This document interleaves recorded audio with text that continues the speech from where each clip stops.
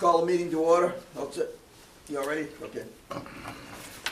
Call the meeting to order. Time is 6:33. Roll call, please. Sandy Slavin here. Malcolm White, present. Donna Bronk present. Peter Dunlop present. Jim Gibberti present. We have minutes from November 15th. I don't see them yet. They're in your folder. Did you take them out? Okay. Did you please take them out and hide them? Come on, Donna. No, I'm honestly not seeing it. It's right under the agenda. Hold on. Do you have the right folder? What are you looking at? What? Well, that's what it was just giving me. I make a motion to accept the minutes of November 15th. What's it say across the top? Oh. Good I morning. told you about that drinking before coming to meetings.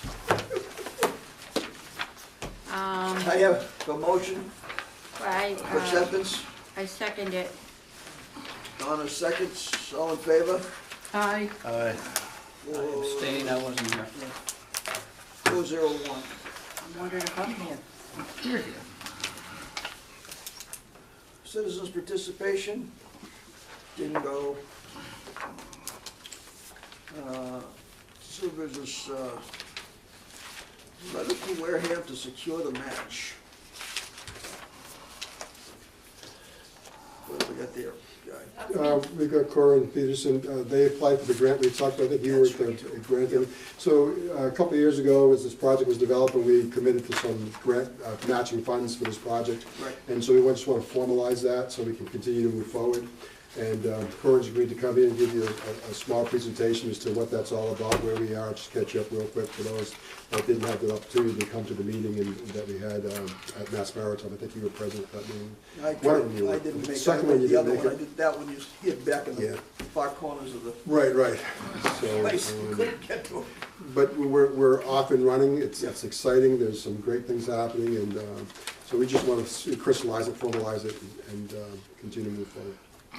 And just for knowledge, Mr. Chairman, our part will be funded in the 2020 budget out of our capital. What was that? Our funding, our match, I think it's $82,000, 81 something, will be funded out of the 2020 budget in capital. So it's not coming out of this year's budget. We're writing 2020 budget as we speak, and that is already put into our capital expenditure for our share of this project. Corinne, could you fill us in on where we are at? Sure. Couldn't be. Absolutely. Why don't you come up to the table, please? More than welcome. Happy to. More than welcome. Brought a map of the project area. I don't know if you all can see that, but so as you know, the coalition's been working with the town of Wareham and Bourne and Plymouth and the Mass Maritime Academy on working towards moving the treated wastewater discharge pipe from the Agawam River out to the Cape Cod Canal, where Mass Maritime has an existing outfall. In 2015, we received a $200,000 grant to work with those communities to assess the feasibility of that idea. The results of that came back and said, yeah, this could happen on a regional basis. So we went back to EPA in 2018, together with the town of Wareham, the town of Bourne, Plymouth, Marion, and Mass Maritime Academy again, and received a $419,000 grant to finish off the baseline water quality monitoring that the state is going to require us to do, assess 3 different alternatives to expand the treatment capacity at the Wareham wastewater treatment plant. So right now it has a capacity to treat 2 million gallons, discharge only 1.56, but you could treat 2 million. Can we amp that up to 7 million to accommodate all of the other communities' desired sewer needs? So what kind of treatment capacity alternatives do we need to look at? So we're gonna look at least 3 of those, and then 3 different alignments from moving the pipe from the Agawam River to the Cape Cod Canal. And the 4th task we're going to do as part of this grant is explore what type of governing structure we should adopt between the communities and Mass Maritime Academy. It's time to start building some consensus about how we're gonna manage, pay for, and who's gonna be responsible for this infrastructure we're all dreaming about. How about a benevolent dictatorship? Well, we can put that on the list, Jim. So as part of that, we are almost done with all of our baseline sampling at the Cape Cod Canal. In terms, I have contracts signed with the GHD to do the alternatives analysis for the capacity at the wastewater treatment facility. A contract signed with Beta Group to look at the various alignments to move the pipe from the Agawam to Cape Cod Canal. And I have a draft RFP to send out to consultants to help us build some consensus among the communities around how we're gonna govern this entity. So I wanted to sort of give you folks the opportunity to weigh in. Do you have questions, concerns about the project overall? And then as Guy said, as part of the partnership in applying for this grant, the town of Wareham committed cash match to help offset or to contribute to the cost of the Beta and GHD tasks. I have contracts signed with those. EPA requires us to provide assurances of that cash match, and so we're looking for, I guess we would look for a vote or something, assurances from the commission that we'll get that next calendar year. It's a really exciting project, and the town has been fabulous. Anybody? What are the towns, Bourne, Wareham, and who else? Bourne, Wareham, Plymouth, Oh, Plymouth, okay. because South Plymouth right into South Plymouth. Oh, South Yep. Plymouth only? Yep, right Okay. here.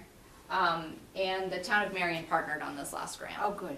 And Mass That's Maritime. good. And Mass Maritime Academy. Yeah. That's good. We all The started. alignment of the pipe to the outfall, you're looking for alternative routes Yes. other than the track. Looking at the tracks, Cranberry Highway. So as you may know, Mass DOT has a project to rebuild Route 628 right now. Right. We may have an opportunity to drop a effluent line in while they're doing that construction. That might save us a lot of cost in terms of not digging up another road because they're already gonna have it dug up. Do we So have time to put that in place? we're gonna try. Okay. It's a small window, to be honest, and I don't know if we can jump in on it. How would you get there? Um, How would you get to the Cranberry Highway? What do you mean? From the pump the station? plant, it's From the easy, plant, right? come out the plant, and just, there's a couple of ways, we can take the existing connection, increase that size, break it, and come down Minot Ave up to 6 and 28 and zip in, or we could come out of the plant up Sandwich Road and just continue down Sandwich Road, grab 6 and 28 and go straight to an area But before the that, classic that's not the bridge. section they're gonna dig up, is it? The section that they're not gonna dig up, we're not gonna concern ourselves with because we can get in. The biggest thing what they're digging up is a 5-year moratorium on entering the highway. So we're trying to beat that 5-year moratorium. The other S sections don't have any moratorium at all, so you just apply, get permits, and you dig. So this would That get us away section. from the railroad? Yeah, we're looking, it would get us away from the railroads. The railroad's doable, but the numbers Expensive. is escalated, and so Right. it's a viable way, but it's a cost analysis thing, so we'll look We're at gonna all look the at others. both, and we're gonna put costs to both. And Yeah. there's The railroad's directional not drilling gonna- and parts of Yeah. that. and, They're just too difficult to work with. It'll never happen with the railroad. So they've agreed to let it happen, but the conditions. Yeah, They that's said, it. yeah, They you can can't do be it, these are met. conditions, They that's wanted a all. wall, yeah. And plus, you know, it's live tracks and all that good stuff, and Yeah. maintenance of the pipe. And there's some restrictions, and there's some cost escalations, but it's still there. And we don't know 6 and 28, maybe just, we don't know. But to look at 6 and 28, look at different options of directional drilling, all the different options to us, then we can put a cost to them, and then analyze which way is the best way for us to go. We don't know. I mean, heck, we talked about boring from our plant all the way to Yeah. Mass Maritime, and we're looking at that also, so who knows what the best is going to be. And it might be some combination Yeah. of a few of those different options. What kind of depth would we have to put this at? As far as where we, different depths where we go. If we did down, say, down 28, Cranberry Highway? 5 feet, 4 feet. You need 4 or 5 feet cover with a force main. So you already know a lot of cover. But that highway project is not gonna dig to that depth. You're saying because they're taking the macadam off of it, we'll use that as the opportunity before they lay the new hard surface Well, they're gonna down. dig it for the water district, so they've agreed to dig it. Yeah, but that's not, the whole length is not the same water district, is No, it's it? Onset, the whole, Onset starts right about there's a little piece of Wareham, and there's a little Okay. piece of, but odds it's replacing pipe. They've agreed to So- replace pipe from the old. If they Pub get 99. approval at tonight's meeting or whatever it Yeah. is So for it. they're running the same thing we are, we're trying to get in there. Yeah. But they're Since it's more gonna be running than we are. disturbed, get it now. Right. Yeah, they're more, because once they put the hard top I know, we on, got a 5 we're years all no done. digging. We're all done. Well, they just did the bridge over, what are we gonna do when we get there? We're thinking of drilling from that point under that area and come up into Mass Maritime. Yeah. Go under the river? Yes, just go under it, go under everything. Yeah. And that just eliminates a lot. We'd like to direction drill all the places we can, They do more and more of that you now. know, yeah, it's do. pretty It's a common, real so. science. Would the railroad let you attach to their bridge? We actually received permission quite a while ago to do that. They're gonna redo that bridge. The and- railroad is? Yes, you know, the railroad bridge there next to the. Right, right. That is, they have to redo that because they're expecting more traffic, they're expecting, I think they want to do double lanes or whatever. Do they need our permission to do it? No, Damn it. no. The railroad, hardly. That's, so they got, we've talked about that, hanging a couple pipes in the event Exactly, of. yeah, We've talked yeah. about that too. Yeah. Especially when we're gonna use the rail, we're gonna come down the rail. And that you could do from a barge, so you wouldn't be messing with their train routes. You know, so there's a plethora of options, we just don't know which one's gonna be the best fit and the cost, so we have to do all of them, we have to look at every single one of them. When does the road construction start? What's their time frame? They just say They push it off a year. 2019 spring, I think they say, right now they're saying 2019, originally it was spring, I think it's the fall, I'm not sure. I They can't haven't say. opened the bids yet. No. Okay, The But last I still- read that they pushed it off a year from whatever their Yeah. last, you mean 2020? Because 2020 What would was be a their great original- thing. yeah, what That was would their be original, fabulous. their original timeframe was 2019. 2019, well, I So think they that pushed it off a pipeline year would be from pretty that. much. I thought they were supposed to be That done would be before that enforcement. 40B project Yes, went all out. enforcement. So They pushed it off. that simplifies the engineering. So that 40B project's Somewhat. gonna go ahead before they do it? And we have a got sewer sued pipe there against that's them. pretty deep. If we just They stay on do? top of Yeah. that pipe, it Who does? eliminates a lot of utilities. 40B pipe? We just come above it. I didn't know It's that. made. You know, just skirt around the manholes and Yeah. so it would work. There's a lot of options, and there's a lot going on. It's quite a project. It's, as you all know, we have to answer costs, and this is gonna help us get to the cost of everything, and then we can make better decisions, so. You couldn't put it overhead like a monorail. Yeah, you could. The Well, railroad will love that. I talked about putting it on the ground at the rail, and it's, one of the concerns was people crossing the tracks, even though it's illegal, they still cross the tracks, and it maybe hinders them doing that and maybe more dangerous, but we did talk about bringing it above ground. We thought that would be a way to go, especially on the rail, because it was private, but they frowned upon it. I mean, they didn't say no, but they just gave us all the reasons why we shouldn't do it. Well, that's encouraging, because the railroad thing was Marion kind and of, I was West. disappointed in that, and I thought maybe we should look at recharge more, but I think we have an option too, Yeah, so we're gonna look at that's all good. our options. that's good. So this is all going on, and what we're asking for tonight is a commitment from the board to commit to our share of the finances, the $82,000. Right. I'm budgeting it, I just wanna make sure it's there and we can move forward, and this is, again, it's a great thing, I'm excited about it. And I think it's a win-win for all the communities, and Wareham, I go back to the original premise, we're running out of capacity, we have to do something for Wareham in Yeah, we do. itself, and then we have, all the other communities, which makes it even better, and share, but we have to move our outfall to the Cape Cod Canal, because we're What's the, running out. do you guys have any feeling what the mood is towards recharge? Because I got that one meeting I went to with EPA, they were heavy on that. EPA wants I to got that recharge. impression that they really wanted that as a, Recharging is becoming, a pretty common conversation throughout the country because of It is. groundwater. They wanna put it back on. we do it with the stormwater all the time, we don't let it just run it down and out. So, We I hold mean, it, let it go back in. We'll address it at the time with the EPA, I don't know Yeah. what they're, but when it comes out, because they did mention it, we'll address it and see Yeah. what they're looking for, but as of right this second, we're just trying to push it all into the canal, because it's got great flushing, and Yeah. but again, there is that concern about putting water back into, and again, I'm not an expert, but I don't think we have all the problems that other parts of the country have, so we gotta look at that too. Yeah. So I agree with Guy, I think that recharge is gonna be less of an issue here, because if we do truly take all of these partners and put them into one wastewater treatment facility, you already all have a surface discharge. And all of the communities we're looking to sewer are so close to the coast anyways, they're just coming to our river systems and to the bay anyways. So I think recharge is not a big issue. It would be up on the North Shore where they have significant groundwater issues, but I think it's less concern here. Yeah. But we will address it, because the Nope. EPA will ask us. What's to gonna address it. happen first? Are we gonna pick up these other towns to support us?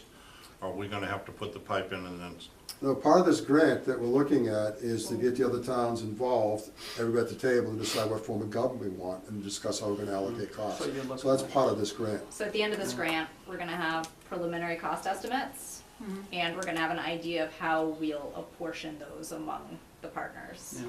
and what kind of state help we're gonna get? That we don't know. I mean, everybody's committed and really excited, but I can't give you any numbers. So you're looking at I some just really sort of a can't give you water, anything. a sewer authority? We're gonna look at that, we're Something gonna like look at intermunicipal agreements, we're gonna look at everything and find out what meets the needs of all of the I think communities. that they're all gonna wanna have a say at the table, but we'll see. I would. Yeah. We're gonna try to build consensus, cause I think Yeah. for this to work and for everybody to stay together, I think we all need to be Yeah. comfortable. We have to play nice in the sandbox, and I think we all have to agree, take that common goal and agree how to get there, and then get there. I think that's what's important, and part of that, this grant is to do at the end, get everybody at the table, and we can discuss where we're gonna go. We know what our cost estimate costs are, we have great, how they're gonna be allocated. What's the best way to, approach this? I think that's a critical part at the end of this. Cause as you can imagine, if the stars align, so to speak, and we all agree that this is where we're gonna go, we have each town has to do town meeting votes and comprehensive wastewater treatment plans, and so there's a lot of local decisions that need to be made, going forward. When do you anticipate that you'll have the cost breakdown and We should have this grant will be wrapped up by June of 2020. okay. But I always want things yesterday, so I'm gonna push our contractors to get answers as quickly as possible. But we just received our notice to proceed a month and a half ago, so we've got our contract signed, we're ready to go. It's a big deal, Just how squeaky of a wheel I can be to everybody. considering the location at the head of the bay and everything. Yeah. It's 34% of all of Buzzards Bay.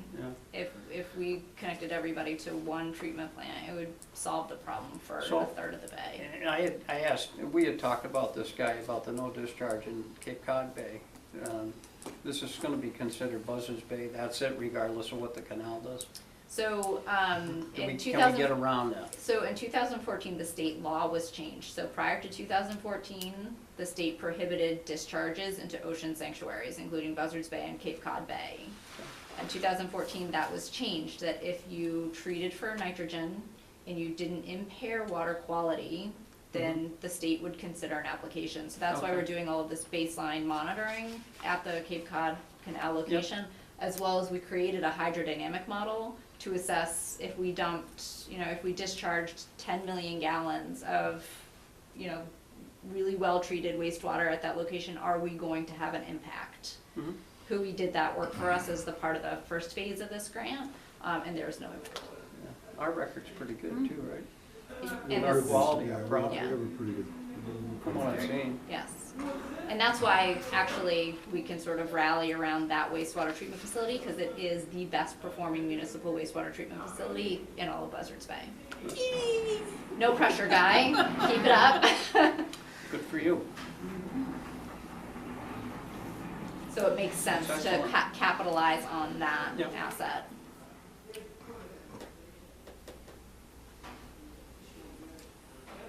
I don't know. Yep, and having those other towns with us does not hurt. There's a No, lot, it's a gonna lot help of, lot of heavyweight Are there. any of these other communities Sorry. chipping in on this? I didn't get all the number, one of the output from this grant would be I don't know why we changing the pollution control facility, going from 2 million possibility to what was the? 7 million. 7 7 million, million. thank you, I knew there was a big number in there and I didn't write it down. Yep.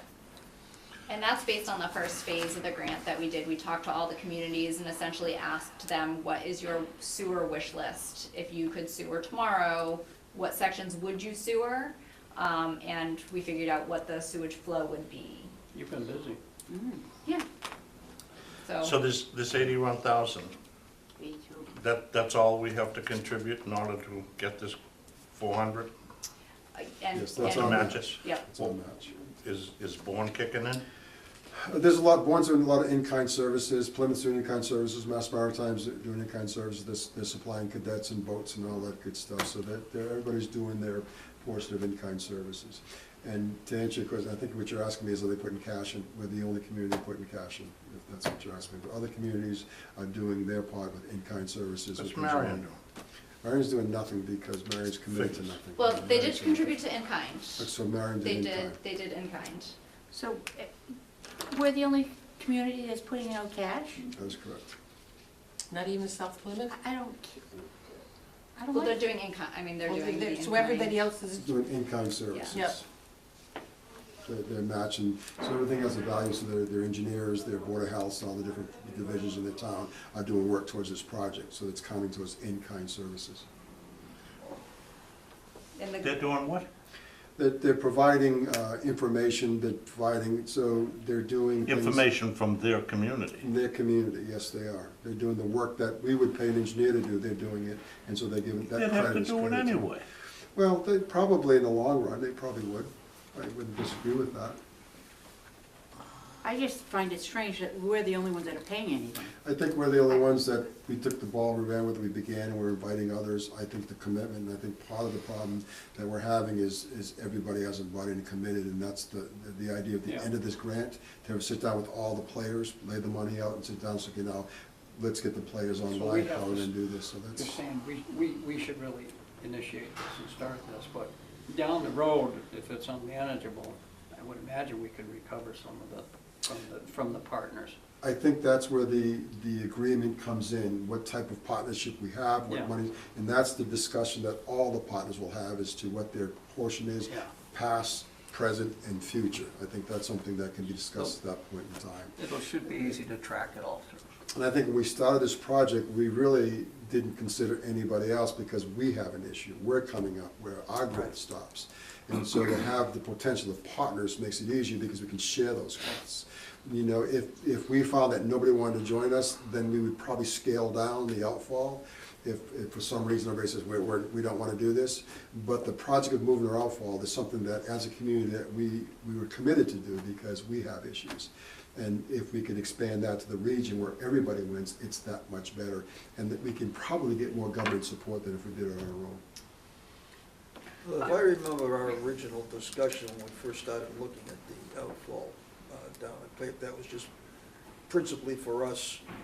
And if we put the thing in, then we would have the potential at that point of bringing in these other communities because they were gonna have a need.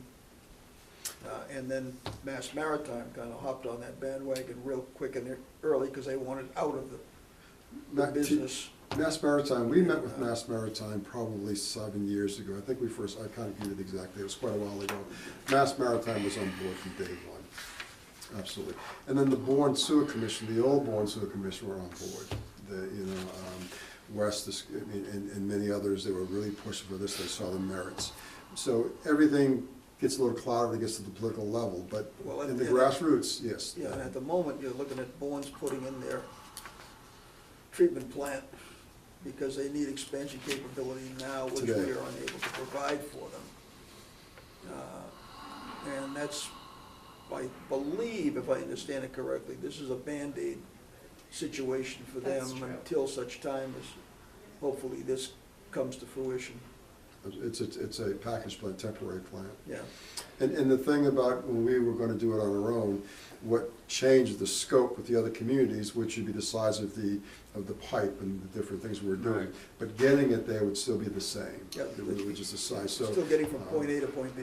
Yeah, so by I already having knew other that. communities, it was decided, let's just keep moving forward with other communities that showed interest. Now it's come to the point that we've done a lot, we're continuing to do a lot, now it's time to sit down and say, okay, guys, let's figure this out. Here's our cost, what is your contribution, do you want to participate, the whole 9 yards? And we lock everybody in, then moving forward after this grant, Well, with that's why, everybody's that's participation. why we're getting the moving forward. political support is because they're looking at it from a regionalization standpoint as opposed to You're an 100%. individual standpoint. And that's the reason why this You know. last grant was so successful, is because Mhm. it's The regionalization so aspect that unique they're all because we looking have so for. many partners on That's board. great. A lot of 100%. support at the state, regulatory and legislative level, as well as the federal government. This is a very popular idea amongst regulators. And just in terms of the cash outlay that Wareham committed to, you're gonna need to upgrade, gonna increase your capacity of your wastewater treatment facility anyways, at some point in the future. And so this grant is carrying 75% of that cost, and the cash match that Wareham committed to is the remaining 25%. So you're using this grant to look Yeah. at a Wareham asset. Right, we were going Whether- there anyhow. Whether, you're gonna have to do that Absolutely. anyways. So whether if the regionalization, I hope it doesn't, but if it falls apart, that is not, I don't see that as a sunk cost for the town. Because we use those numbers and facts that we find out to continue anyways. We may downsize, but we have all the information we need. So, Now, I see in that they're also looking at plant design. yeah, well, that's part of the grant to look at. So one of the things that we've agreed upon, we have a MLE process that works well. We don't want to change that process, but what we have to look at is how do we expand the plant to meet all the other communities. So we have to look at the real hard numbers of that, which involves a little sludge reduction. Do we do a different sludge process? The things that we really need to address. We have to address them anyways, but we might as well address them in a big picture. So there is absolutely going to be some upgrades. The process itself, which is very efficient, won't change, but the size of it with the scope and would definitely change. Going from 1.5 to 7, it just needs to be more tanks, more pumps, more everything. And the time frame and how you do that. So, if you upgraded the wastewater treatment facility, you don't next day flip a switch and you go from 2 million to 7 million gallons. No. You're gonna go from 2 million to 3.5 million. And so you don't wanna build out the entire infrastructure all at once. You wanna think about how you do it on a modular level. Yeah, you don't want to build this out if these people aren't going to join in. That's right, And you and wouldn't. even if they join in, it's going to be phased over time. One of the first things we look at is we were gonna grab an immediate 500,000 gallons per day by just moving the outfall. Then there was some technology to grab another 150, 200,000 gallons per day with no infrastructure, upgrade whatsoever. Now you get to that point, and then you start doing your build out and your expansions, then you start, okay, now as we do these expansions, we just move the plan out as we go and everything interlocks. Has anybody ever thrown ballpark numbers as what this is going to cost? That's No. what this grant That's is. what the Nobody's grant is, even no. thrown out of, No, I'm no. not, Because when people hear numbers, they kind of hold you to them. Mm-hmm. Even though you say this is like out of the air gas and you pull it out and they say, well, you said. So it makes no sense to mention any numbers until we get some really good, hard grasp on what we're looking at, and then throw a number out. Even that's gonna be a budget. remember that when Mike gets here. We don't throw numbers out, because the numbers are dangerous to throw out. And with the numbers that, when you speculate, you keep them private. We've bantered back and forth the potential cost based on so much per foot, we had some fun with it. But these are numbers that are just unreal, and it makes no sense to repeat them. I make a motion that we kick the money in. Second. All in favor? Aye. Aye. 5 Thank you. I look forward to coming back and giving you more updates. Thank you. Yeah, this is a really exciting project. So, and if you, For us too. yeah. Any further questions?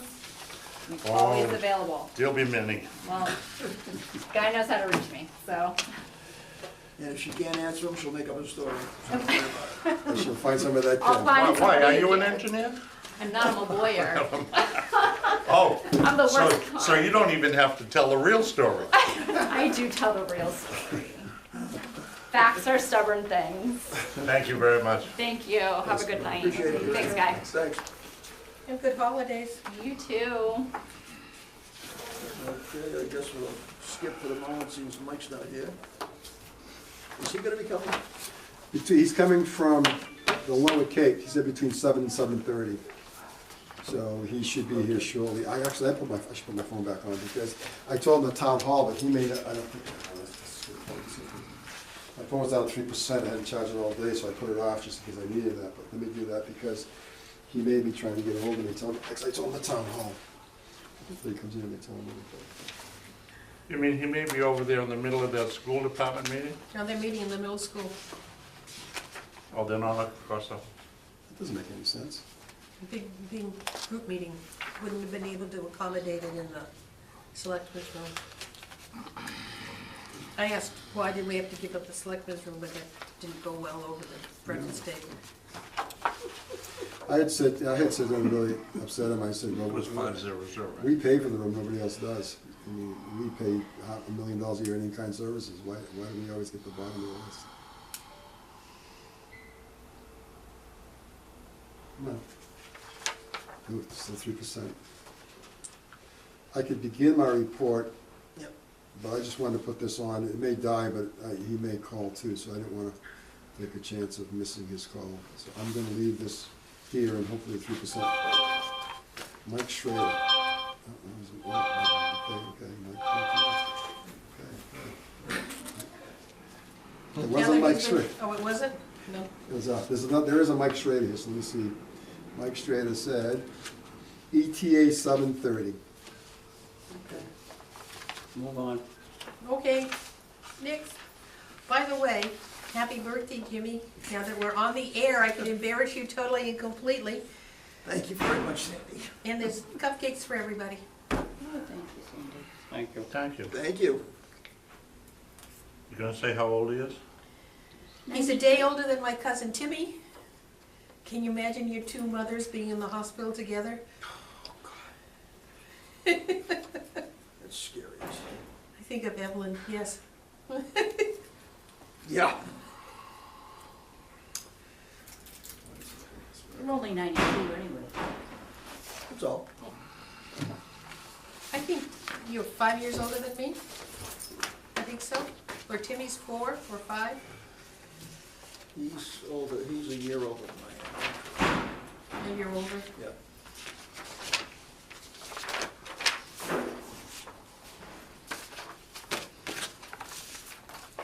Well, maybe Guy can tell us the good I'm news. actually 29, and this is my Yeah, anniversary. 29th, the third, for the third time.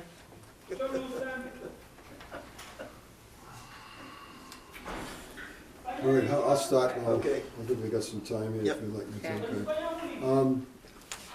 So we've been talking about Smith's as pump station.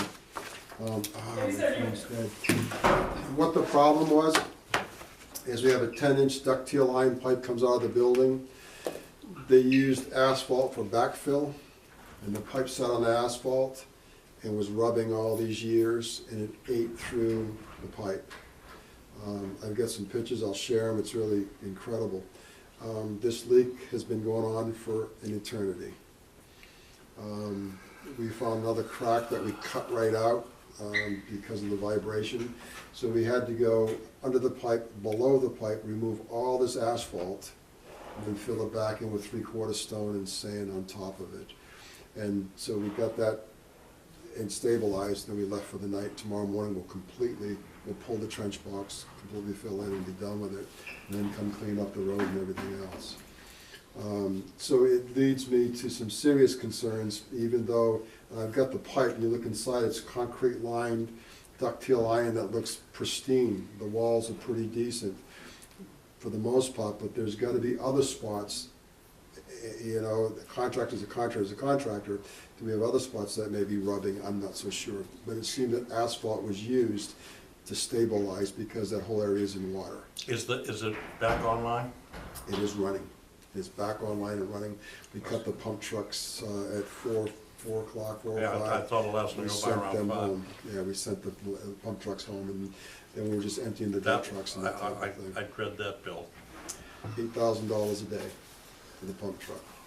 So Every 30 minutes for both trucks? it's $8,000 Wow, that's not bad. a day. I think if we, compared to regular bypass, it was really inexpensive. No, that's not bad. I thought it was gonna be 10 times that. Yeah, it was $8,000 a day, so it cost us roughly 40 Well, you also had grand. an issue with, there's not a lot of people year-round down there, what could have been, but we got really hit with sump pumps. The picture you sent us of clear water flowing in, and that was Oh, disgusting. yeah, well, the tide was, it was the moon tides. Plus, we had a lot of rainwater, it pushed the Lot of- tides and lot all of rain. that. I mean, Lot of Right, rain yeah. session, yeah. we took an extra 500,000 gallons at the plant, Wow. extra I 500,000 was gallons. just, based on top. well, I was gonna say, throw the camera down there and see how it looks. We thought about that, but there's so many angles that the camera is not gonna make that turn. Okay. So we're gonna analyze the pipe anyways, we can see it physically, but I worry about the chafing now, because if this spot was backfilled with So it's not the asphalt. pipe you're worried about, it's the workmanship. Absolutely, absolutely. So it could very well be more prevalent down there because there was such an issue of putting it in here 40-plus years ago. That's the problem, because contractors were losing their shirt, They they want needed to get belly something up. in there, so we don't know what we have, we truly don't know what we have there. I- The pictures I think speak I for was told themselves. it was finished with the bond With money. the bond money. And I was told, but that, just that area there to construct that pump station was in itself like a month. What a silly Of place to put a dewatering. pump station right next to a marsh. So it was. It is. What's You said what's it's- that sewer that's out on the other side, in the marsh? Yeah, The sewer that's literally in the marsh, we have, right off Pilgrim Road. we have pipes that go through the marsh, literally through the marsh, all in Swiss Beach. They're Where's that one though, that sewer connection, do you know the one I'm talking, you know where they did all the riprap work? along Pilgrim. Yeah, Yeah. Mhm. there's a sewer that's out there, where's that go to? The sewer on that road, Pilgrim Road, goes to But Swiss. it's the one that's out in the marsh. I'm not so sure that, I know that you look Pilgrim Road, you got the water, the riprap. Yeah, Our pipes are on the road, all the way up to Hamilton Beach. We have nothing on this side in the marsh. This side, by the pump station, everything back, we've got tons of pipes in the marsh. yeah, Literally in that the I marsh. can understand, because that would go over to the I- houses, yeah. but I couldn't understand where that other one goes. We have nothing in the marsh Because until you get around the it corner. doesn't even go down towards Hamilton Beach. Yeah, it may not be our pipe. I know our sewer lines are in Pilgrim, all the way down Pilgrim, past Smith, all the way up to Hamilton Beach. That's in the So road. all of ours are on Pilgrim That's until you get correct. onto Hamilton Beach. That is correct. And it does Hamilton Beach is Pilgrim. Then there's a couple of offshoots. I think there's a couple houses on Point Road. I think there's a few houses there, which is across from Smith. And as you go down by you, in that area there, but nothing in the marsh. So what was the total length of the 10-inch pipe that you had to replace? You fixed the leak. How do you Total fix a length. leak? So we cut out about 13 feet, Mhm. cut it out. We found good pipe, cut it out, and then we put mechanical joints, mechanical connectors, and just slid it, put the pipe in, slid it over it, and bolted them down, torqued them down, and that's the So you repair. think it's been leaking for a while? No, I know it's been big leaking is for a that? while. That's it's evident, because what it did is, in the leak, it pushed on the outside, and literally separated, fractured the pipe. You can see it, it goes right, that's why we had to cut out a 13-foot piece. So, but there's no ifs, ands, and buts about it. I got the pipe. I'm So we taking it. could have been putting, No, we were, putting yeah, we were. product. We were. Now, so let me say this, there's a lot of peat there, so I think that's gonna be minimized. One of the things that saved us is the peat, because we were able to fight with two pumps at high tide. We didn't get nearly the groundwater that was anticipated because of the location. That peat was so packed around and that ground was solid. It was amazing, and when we put the box in, I think you were early, you saw it moving over there. That didn't go nowhere near. We put the box in because we had the work in there, but we didn't put the box in to save the trench, so the peat saved it. So if the peat doesn't let the water come in, then it certainly wouldn't let it go out either. So I think if anything, Clay it's a will minimum. lose. And if it's Clay, not that's following right. the clay, and the clay lines your It excavation, just lines it, so we're very fortunate, so, it'll be amazingly dry. even though we knew we're even below leaking, sea level. I think it's a minimal amount that made its way to Buzzards Bay, which Good. is really. But what made it such a point that it was identified when the pump station was checked on? It was bubbling out of the ground. Okay, it just happened to be there when it was bubbling out. Absolutely, they came in at 9 o'clock in the morning to It the was station check. associated with a very heavy rainstorm, so maybe that was the extra pressure from the sump Could have been, pumps. to blow it through the ground. It eventually blew up to the surface, to the ground, and that's when we physically saw it. And when we first saw it, we thought it was a water leak, right, because you get all that, we never thought of a forced main, we thought of the water leak. And so we're looking for shut-offs, and then we found the water's on the other side. can't be water, and there's only one it could be. You shut the pumps off and of course the deluge stops, so. Did Menard find where that stormwater drain went to? He No. couldn't find it on any of his documentation. No idea. And when we pumped that, all the water came back, which for me was amazing. We pumped out the catch basin and we pulled all the water back, it came back out of that pipe, which I thought was amazing. So. Is that a good sign that the pipe is intact? Which one, the ductile Where, line? where it all came back? It is. How clear was it though? It was fairly clear, but because remember, the groundwater mixed with the sewer water coming out that went into it was clearer than raw sewer, because you had a great mixing, so that's what we saw come back. That's what I'm wondering is, the pipe coming back, was it picking up raw water someplace else? Again, we think it goes to the marsh somewhere, we don't know where it goes. So in the marsh, generally speaking, we could pick up seawater, the water we put in, we don't really know. Because we can't identify, we cannot physically see the outfall pipe. Don't know where it is, don't see it. So we can make some assumptions. And that's in my discussion with the fisheries folks, we're making assumptions, but we can't validate what we're saying. We assume, and somebody said, well, suppose it goes into a leach pit. Well, we can't say it does or it does not. We have no idea what it really does. Now, the project that we're gonna take on at Swift Beach starts at Mathis Drive. Mather and Swiss Beach Road. What's that pipe look like when you scoped it? From there back to Smith's? We never scoped that pipe because it's a forced main. We didn't get into the forced main.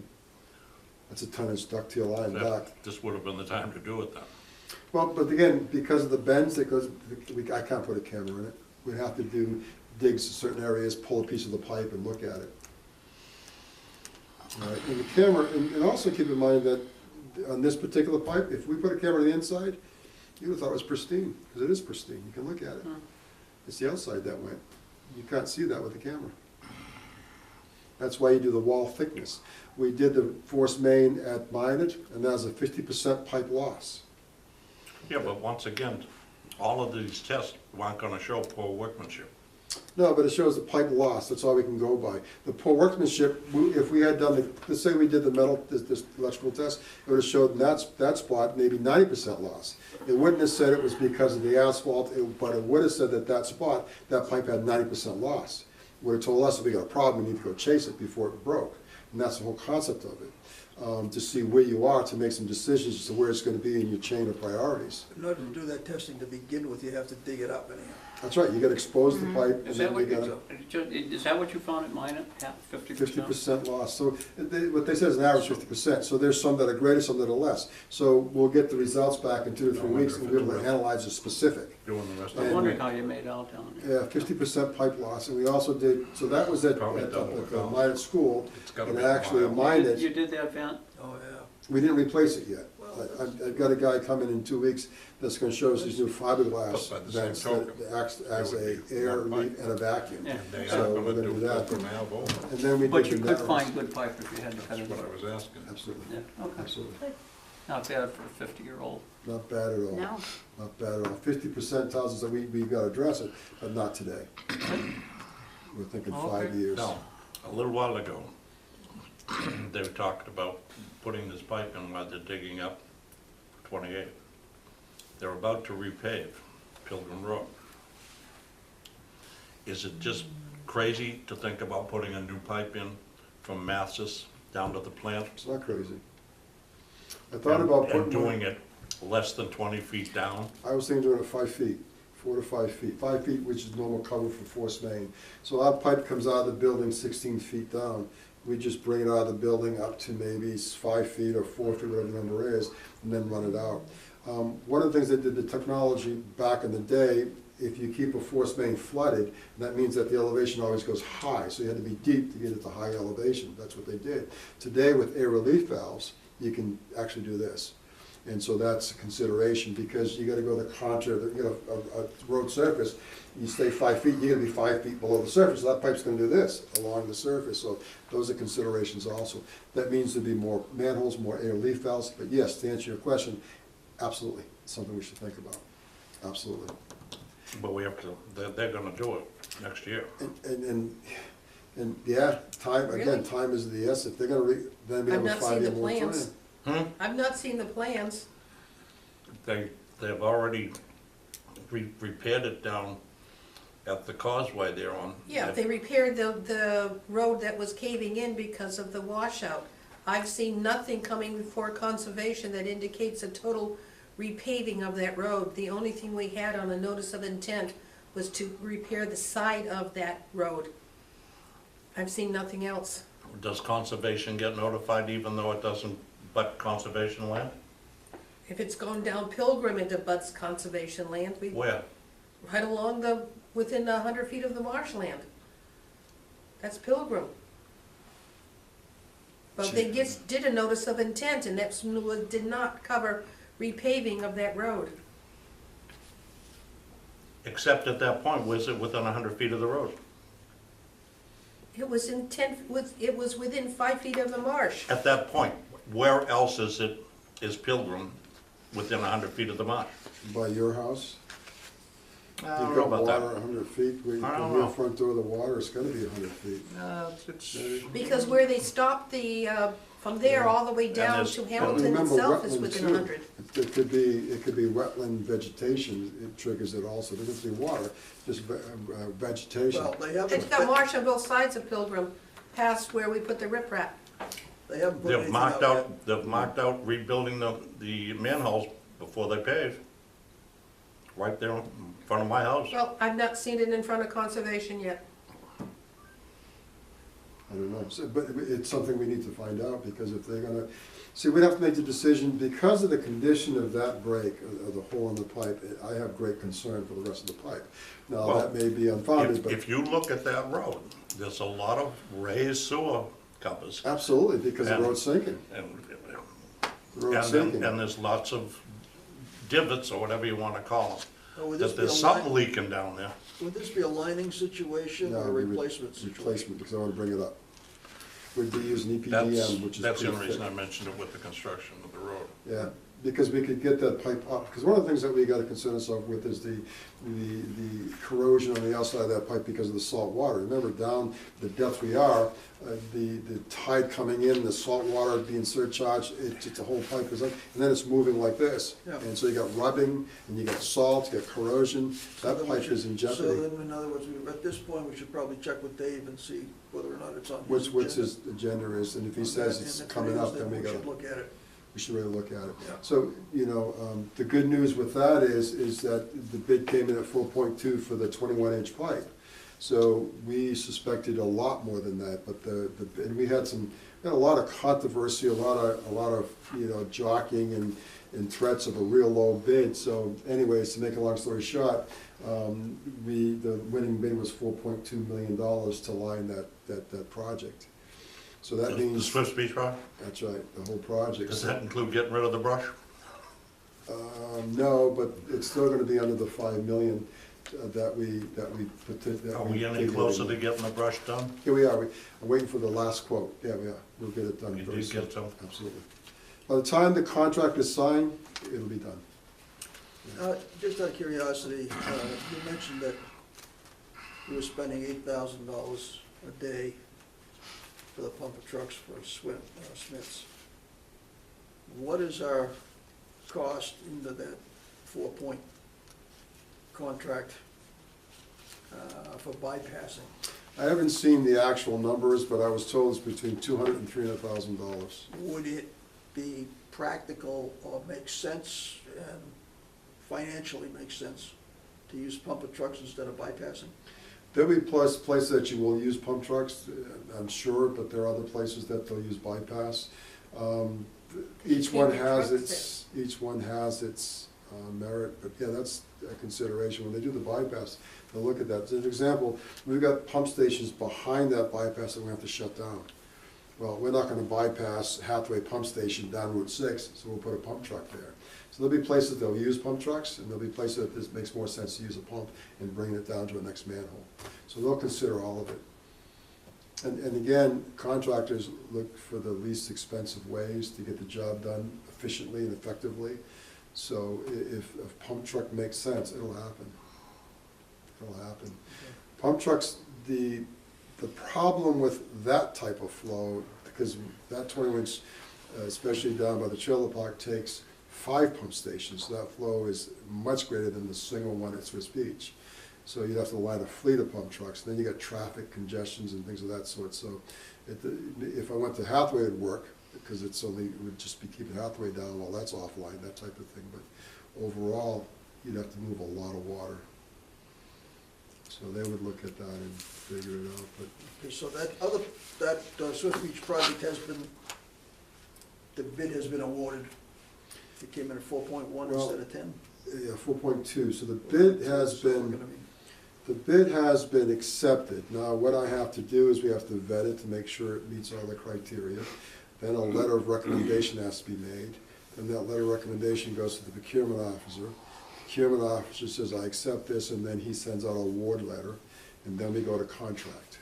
Then the contract is gonna be written, reviewed by our attorney, then it has to be back to the contractor's attorney, agreed upon, signed, sealed, delivered, and then a note saying that we've got the contract executed, now you have the right to proceed. So what year are we planning on doing this? I'd like- 2020? I'm hoping to get it done this year, but we don't move too fast in these things, so we'll see, we'll do the very best we can. You've only got 4 weeks left Yeah, of I know. this year. I know, and the 5 weather and all Guy, that, but, you just said when you get up to the trailer park, you've got 5 pump stations tied into that line? yeah, you got Terry Lane, which feeds Mattapoisett and Cremisa Road. You've got Hathaway, which feeds 13th and all of the Rose Point pump stations, which are 3. And then you've They got- come down on that side of Marion Road? Yeah, they do, they all come into that 21-inch line, absolutely. Oh, kidding. It's a very busy line. Yeah, So yeah. where does it come in? Under that vacant lot next to the Cranberry Cottage like?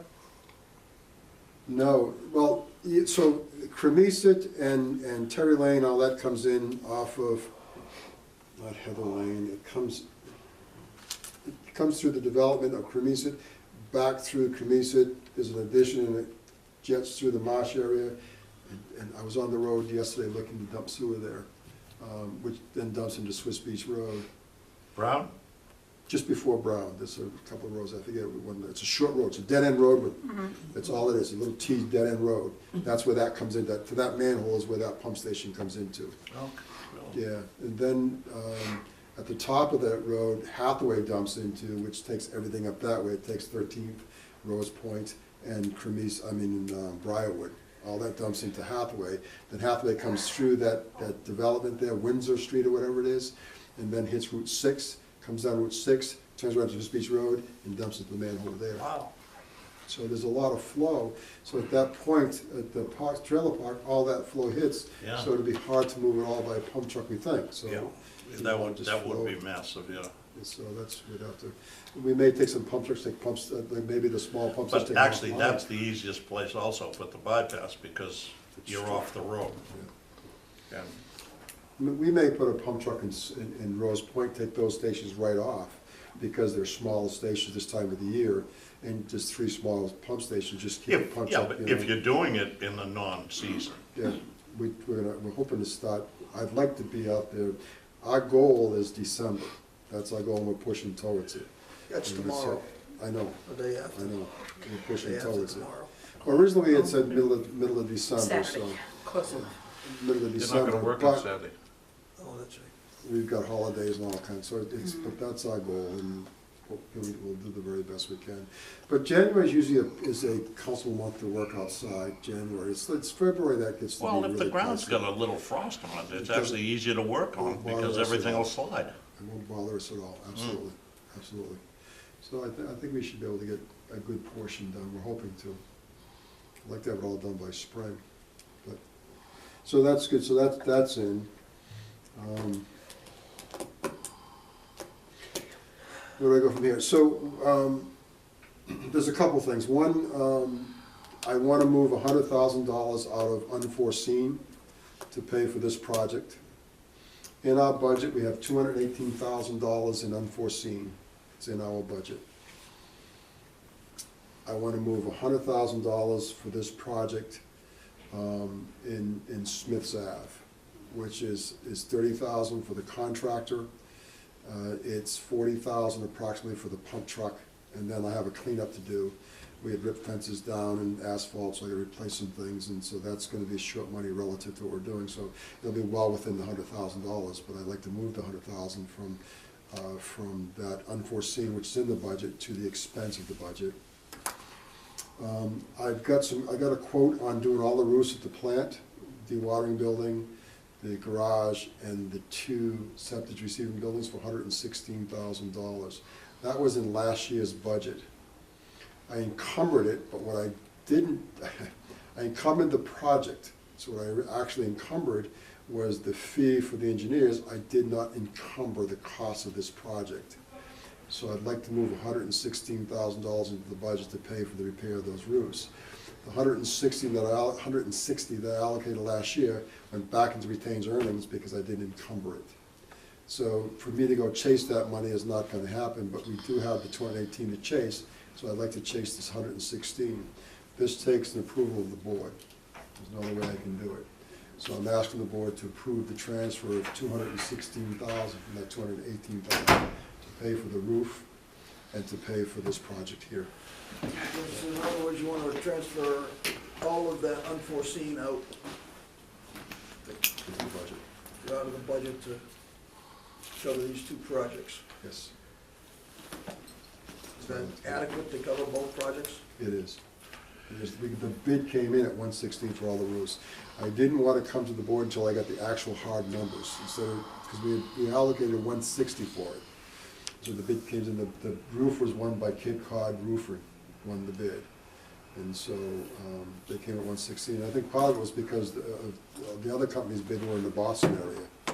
And so they've got a mobilization thing, I'm guessing, because the bids went from 116 as high as 192,000. So 116 was the lowest bidder in Cape Cod, I'm guessing because of mobilization. But I would like to move the whole, and then use that for these projects, yes. Okay, so it's all gonna come out of unforeseen. Correct. You need a motion for this? I do. Yep. So we're moving how much?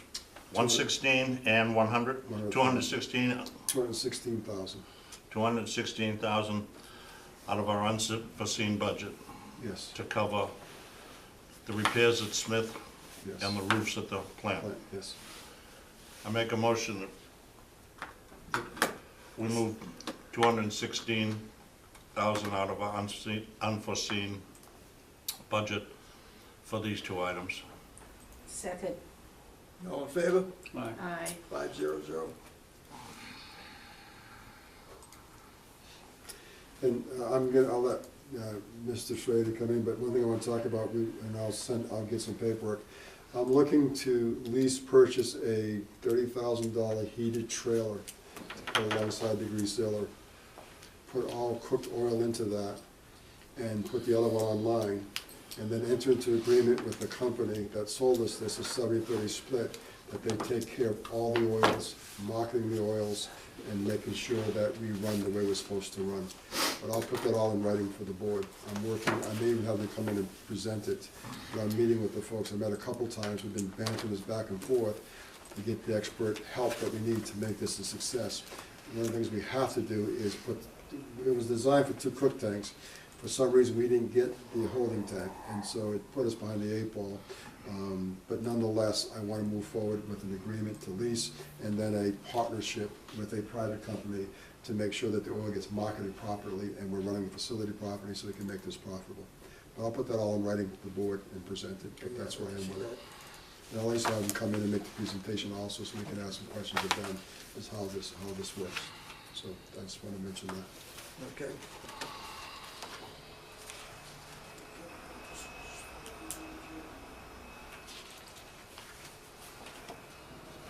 Do you have anything else, Guy? We did get the letter for the 100,000 through DCAM certification, so it allows us it allowed us to move forward. It allowed us to bypass some bidding things that required by the Inspector General. So I have that certification, I want the board to be aware of that. So if the questions ever comes up that we didn't do any fair bidding, whatever, we did everything according to DCAM certification, which we have in our possession. This was relative to the, Smith Yes, Street. yes, it was. Yes, it was. That's all I have, Mr. Chairman.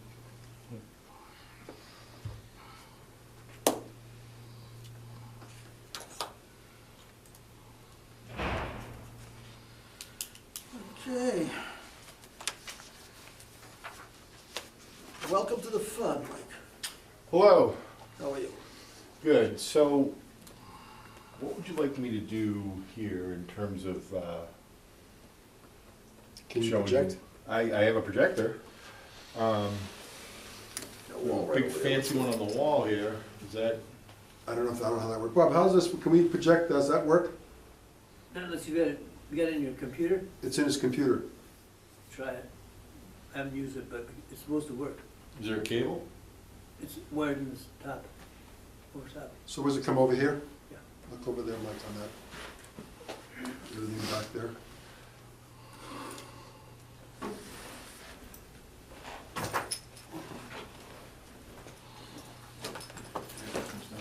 What? Just throw that out of the way. I'm just looking for where the other end of that cable. What is this, anything here, Mike? There's this. Oh, I see. Some things here that may be what we're looking for.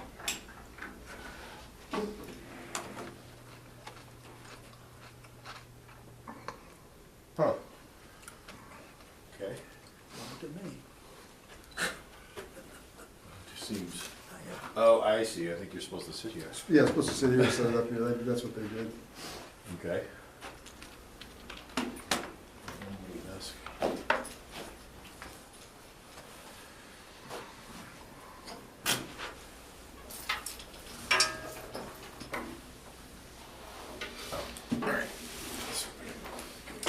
At least face you.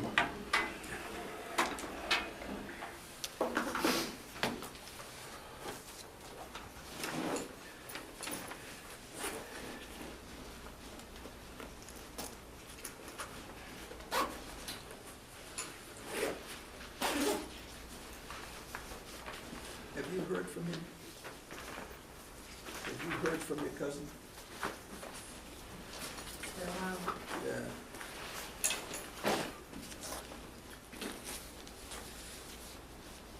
I haven't given anything to him. You know, we have a brewery coming to town. Good. Another one? Yeah, this is actually a brewery. And, BOD is anywhere from 5,500 to 12,000 milligrams per liter. TSS is unknown. He's gonna average, he's thinking around 300, 400 gallons per day. Where? Up by Angus's property across from the pizza store. The numbers are staggering, so we're running him now, and he's really a nice guy, and we're sitting, we're talking about him. Very forthcoming, very upfront, but yeah, we make no bones about it, it's gonna be a high-strength product. Just the way, well, our breweries, we know breweries, that's what they do. Breweries, I actually showed him the article I got, that a brewery, I believe Would you it's in like one of Worcester. the lights out? Well, let me just figure out, It's shut, the sewer What about departments this are Worcester. pot They processing stopped plant? them, they're trying to stop the brewery because they misrepresent the numbers coming in, blow them away, so they're right now trying to shut the brewery down. It's crazy, so breweries do create a whole set of issues. The What pot about this, place- yeah, the So, pot the processing? pot place is going to be, you know, the numbers, the pot place is made basically self-contained because they tried to extract and extract and extract. So for the most part, there's no BOD in the extraction, but now that they're gonna produce candies and those things, those are sugars and some ingredients that could impact us. So we have to do really some really good close testing, but overall, I talked to a bunch of people out in Colorado, in Canada, when they make these edibles or whatever, it has a minimal impact. So, and I talked to EPA, so we should be fine with them. It's just, it's all how they make their candies and cookies, because those byproducts are what you worry about. But other than that, they're pretty straightforward. They're gonna use those in bake sales? I'm sorry? They can use those for bake sales? Absolutely, there'll be a lot of bake sales in Wareham coming up, just so you know, all the fundraisers, we're all gonna, there'll be tons of fundraisers. Wine Walton up. Yeah, That's there's- what this does, if we can just jump on that. If that's HDMI 1 or HDMI, oh, wait. Recorder, that's all it says. Yeah, this one to me. This one says Anybody want a cupcake? I'm gonna take one. Projector. I'm gonna do mine next now. Thank you, Sandy. Good idea. Happy birthday, Jim. Thank you very much. Excellent one. More, I hope. Try to make sure that happens. So they don't fall too much.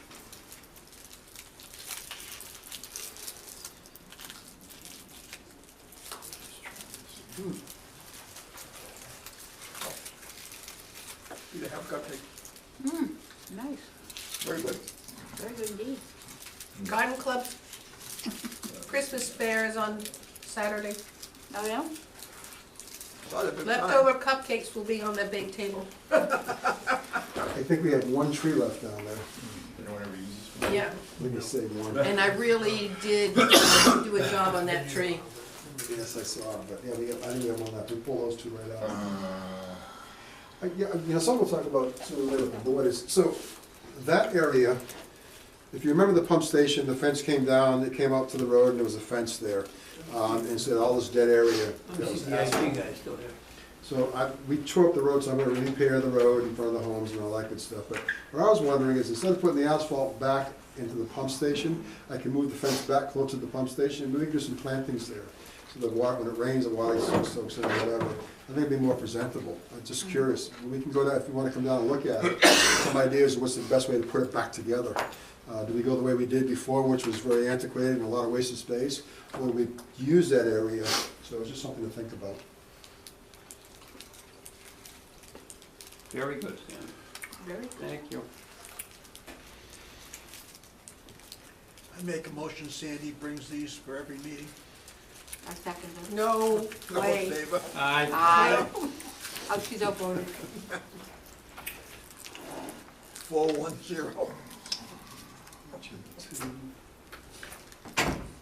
Thank you, Sandy. Delicious. All right, Plan B. Okay. Plan B looks good.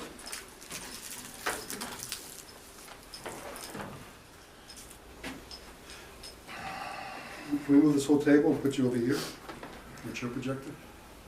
I can just do right here, Okay. as long as you don't mind me projecting on you.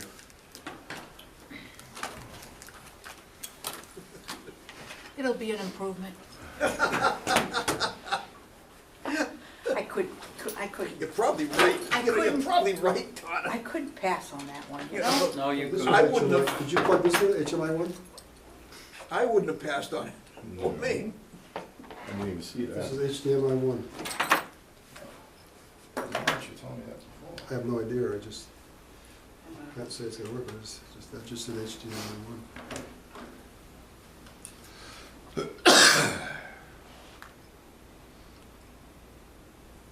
Joey, There yay! you go. Guy, you're the man. Yeah, man of many talents. Thank you. All right. So in conclusion, can I have this? Is this Go right ahead, go right ahead. It's, can everybody see? I just don't want to be anybody's way. All right.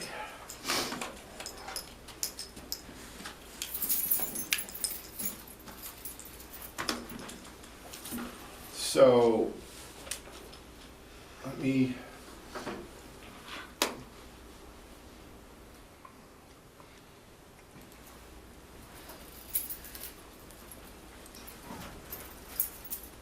Sandy, you wanna move around so you I can was see thinking about changing my seat. You Yeah. should, you should. That way I can move out of the way and you won't see me sleeping. There you go. All right, so let me, I'm going to, you wanna light up? Yeah. I'm gonna fall asleep. No, go ahead. I'm trying to think which one.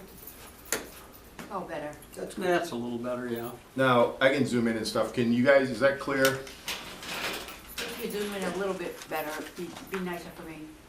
All right, hold on. Let me, no, I mean, is it fuzzy? Yeah, I'm not gonna. No, read- No, it's not fuzzy. Okay. No, it's not fuzzy at all. All right, so. Join me over here. Hit us with the bullet points. I'm not gonna read all that. Let me just think, so it's been a while since we talked. Let me tell you, where we've been and what we've looked at. So, you have an existing, EDU system, and, the challenge with it is, and I honestly don't remember who's been here since when and whatever, so. The challenge was with the way the EDUs were assigned, right? So when we looked at flow data, so we did our consumption data, we did get consumption data from both water districts. Gosh, it was maybe 2013 or 14, and then last year we got more data from Wareham Water District, but not Onset. And when we had compared the number of EDUs to the actual usage, it was just sort of all over the place, right? So you'd have, at one EDU ran the gamut from, you know, almost no flow to a whole lot of flow, and then you had, at the same token, you had like a high amount of usage, or high number of EDUs with either, again, very little flow or very large flow.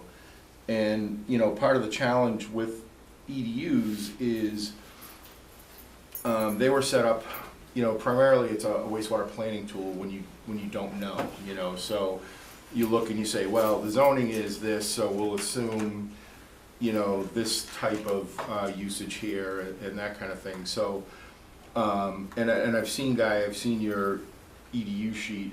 It itself is, you can tell, is old, you know, it's like a mimeograph or whatever. So a couple of things happen is, one is it can work, and that's what we're going to talk about, but so it requires you to either A, really be intimate with every one of these non-residential usages in terms of exactly what they have inside, and then two, what's really happened is, you know, the world has changed since they came up with these things, and if you look up sources for EDUs, you'll find things like goat ranches and, you know, all kinds of interesting stuff.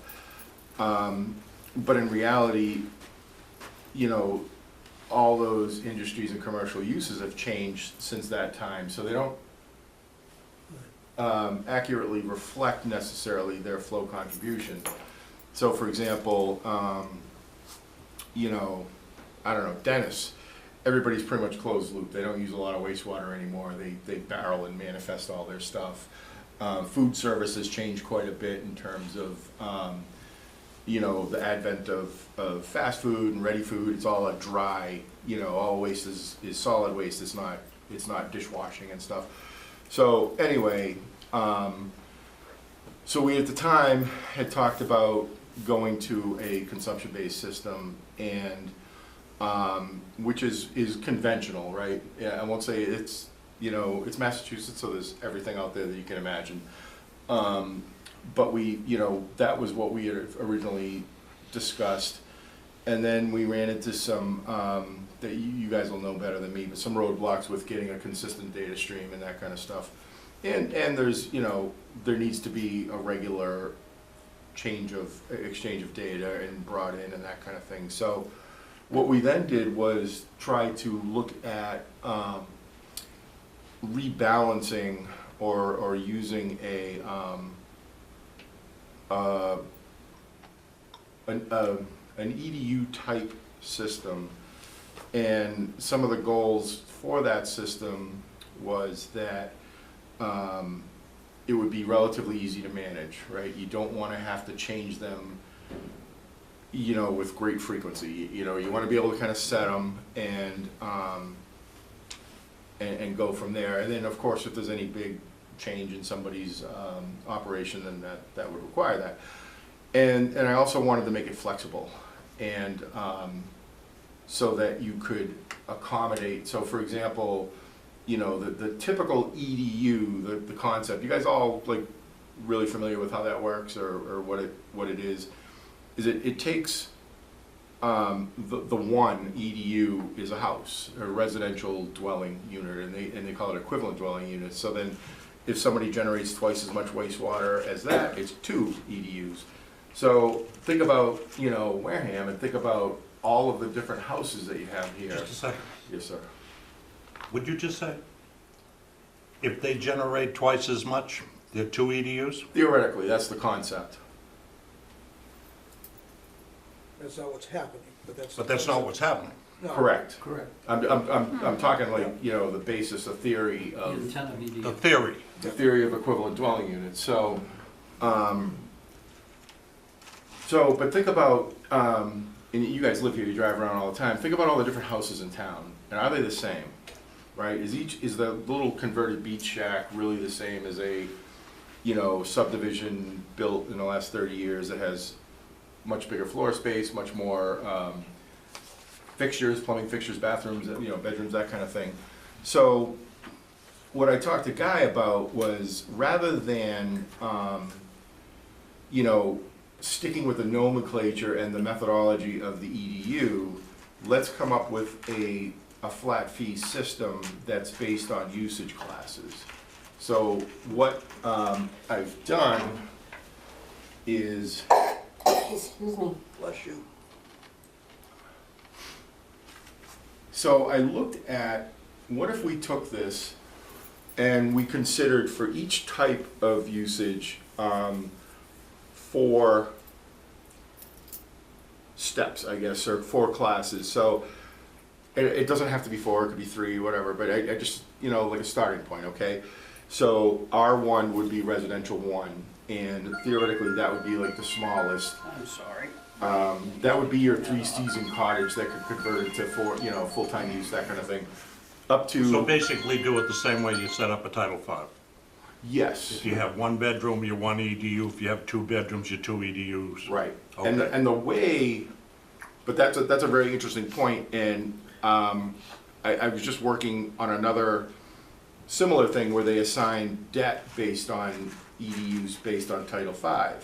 And then you run into the same thing. Title V is extremely conservative. It's based on like a max day flow, and, you know, if you oversize your septic system, it's okay, right? If you're charging somebody for sewage based on, especially in non-residential, where you come in here and you say, okay, they got, you know, 15 seats a table, okay, 1,000 gallons a day.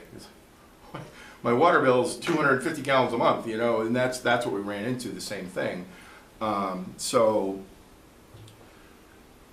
what, and that's actually a really interesting point. And the interesting point about residential is we can get that data pretty easily. The assessor's database has the number of bedrooms, it has square footage, it has, you know, a whole bunch of crap that's on those little tie cards that you see down in the assessor's office.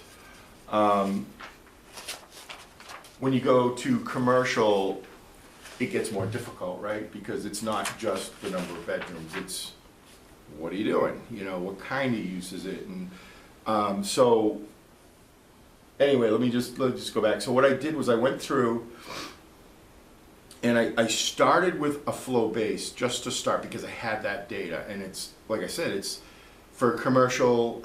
The other ones are restaurant 1, restaurant 2, restaurant 3, restaurant 4. Medical, because you have a few medical things here. Church, you know, or religious thing. There was quite a few classified that way. And then auto 1, 2, 3, 4 would be anything from, you know, auto shops, body shops, you know, that kind of thing. So using that and going through the database that we had, I assigned those classes, and I went through and I said, okay, that looks like an R1, R2, that kind of thing. And this is important. I wanted to start with something, so we started with what the actual usage was for the periods that I had it. or for what the water use was, right? Because we assume it all goes down to the sewer. But we don't want to, so that's the way to establish it. But then now we have to think of you as a governing board as how do you administer it, right? How do you classify these? And we want to do that in a way that is not strictly flow-based. So, and the reason is, one is you don't have data. You're not going to get data all the time, so you're not going to know, right? Two is you don't want to have to be constantly changing people for small changes in usage, or they put in a new dishwasher or whatever. They replace their kitchen and now they use less water, so now they're going to change code. You don't want to have to be constantly changing this, but you still want it to be fair. So the idea was to come up with these codes and then describe them in a way that both describes their sort of usage and is general enough where it captures a range of facilities, if you will. And again, so residential 1, 2, 3, 4, that is pretty easy. We could look at a correlation with bedroom size and that kind of, or bedrooms and house size, because I have that data. I can get that data. Commercial is going to be a lot harder. You can get square footage, but you really have no idea what, and you think about like a UPS facility, right? It's giant, and it's got like, I don't know, 8 toilet bathroom, 4 for the men, 4 for the women. They're generating hardly any wastewater, but if you get the brewery, it could be a quarter of the size and generate 10 times the amount of wastewater. So that's sort of the trick that you're in, is how do we find and define these classes? One, so they withstand scrutiny when you do assign them, and people come back and say, well, I want to see that. Where did it come from? What is it based on? And two, that it's fair and equitable and stable. So what I did as a starting point was, said, okay, I used the flow data that we had really just to put them in the buckets, if you will. And then from there, it's more, let's talk about the usage classes. Like, so for example, restaurant 1, could be the,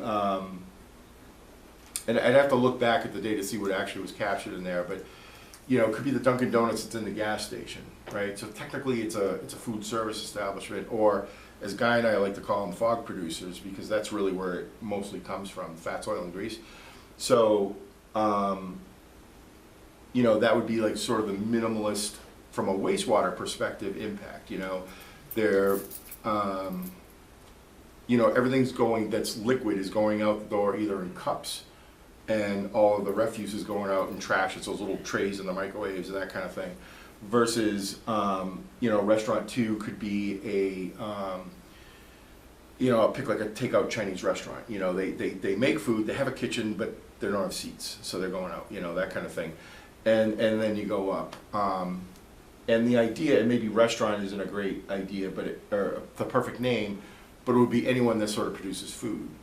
So the same thing with medical 1, medical 2, and church. And I only did church because there was enough of them, and it just said, well, maybe they're different, maybe they're a little bit different, but they're typically, either like an actual house of worship or a school. And I think a lot of them are schools. And we'd have to think about that. Do they have kitchens? Do they have, are they really, thinking of these only from a wastewater perspective. That's the only thing we care about, is what's coming out the pipe. So I did that, and then with the, in terms of the dollars, so how to set the actual dollars, we did a, because I knew this was gonna be, require some iterations, some moving around of the numbers and thinking around. And 2 other concepts that I thought might be a good way to handle in this system is the 2 things that Guy has challenges with. Is one is high strength waste, and one is fats, oil, and grease. So without a real, robust IPP system, you want to set generalizations that are, realistic from your perspective, and yet, reflective of the cost. The whole thing here, the whole concept is cost causation, right? In my day when I was in high school, and if you played a sport, you played a sport, fine, you signed up, you did it. Now it's like, you want to play a sport, okay, you need a check for $500, you want to go here, band camp, everything you do is going to cost you money, because why? Because his kids don't do that, so why should he pay for it?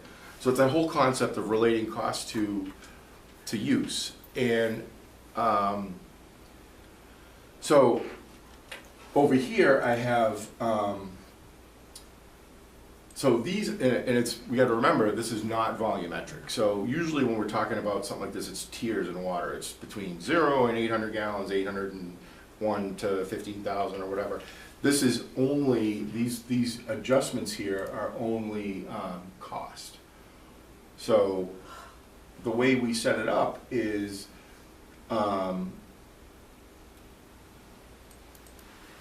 see how we set it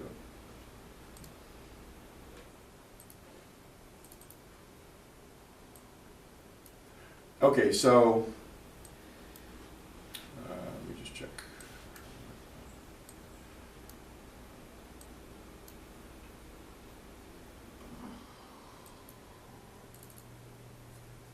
Okay, so everything is based on R1, and that gets a 1.0. So it's similar to the EDU concept where it's multiples of that. And then each individual tier has an adjustment too. So these are all relative to each other. So the concept is that residential 1, if it's $10, then residential 2 would be $15, 20, and like that. Commercial 1 would be $12 to start. So everything bases off that one number, and what that lets you do is do what-if analysis by changing that one number and then by tweaking these individual tiers. So I know this is kind of boring, but this is the basis for how we're going to charge people here. So I'm going to flip over here, and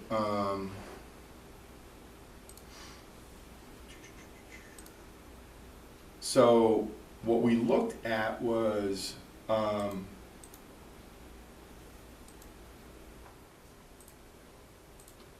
what would it take to do this, and what would be a starting point? And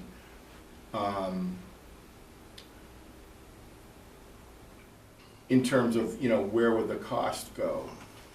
So we started with some numbers. These are not final, they're still high, and we're still, I believe we still need to look at the capital again, which I took from, this is right from the Abrahams Group's output. So that's another, we need to confirm that, make sure these are final. But what I wanted to do with you was talk about, that concept of how to distribute these costs.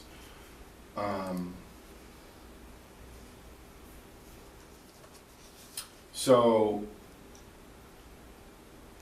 let's see, I don't remember what's.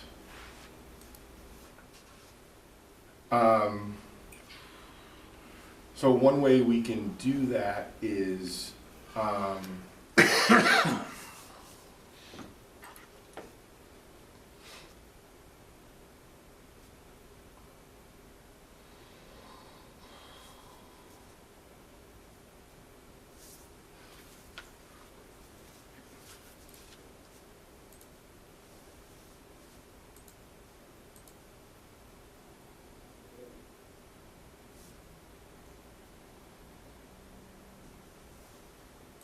I'm just trying to refresh myself here. So these are quarterly. So if we look at, what that would look like from a cost perspective, it's, let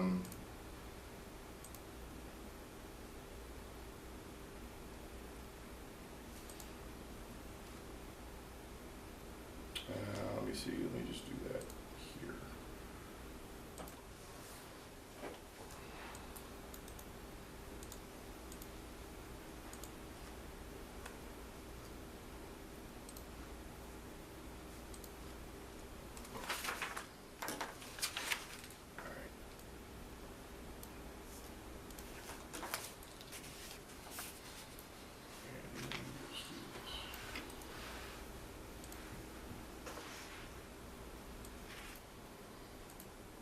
So the starting point, and this can be distributed any way we want, was that residential one. So that, I started that to match the existing EDU, which they pay about $600 a year. So going from that, you know, a residential 4 would be $1,500 a year. Commercial one would be $700. How did you break up 1, 2, 3, 4? So I literally did it with a tier adjustment. So, so for commercial, the starting point. No, with the residents, how'd you break down 1, 2, 3, 4? Oh, by volume, by actual usage. Because that's where my data was, the starting point was the consumption data. Now, having, you know, thinking about that a little bit more, we could then take that to either bedroom size or lot size. And one of the challenges here is that, so the consumption is inclusive of everything, right? It's irrigation, so all the water district sells is water. So no matter what you're using it for, if you're filling up your pool or washing your car or whatever, so when we look at it, we have to try to filter that out because they're not contributing all that water. So,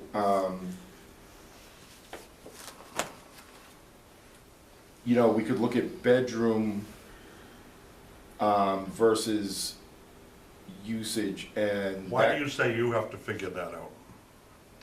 Well, I mean you, I mean me, us. Yeah.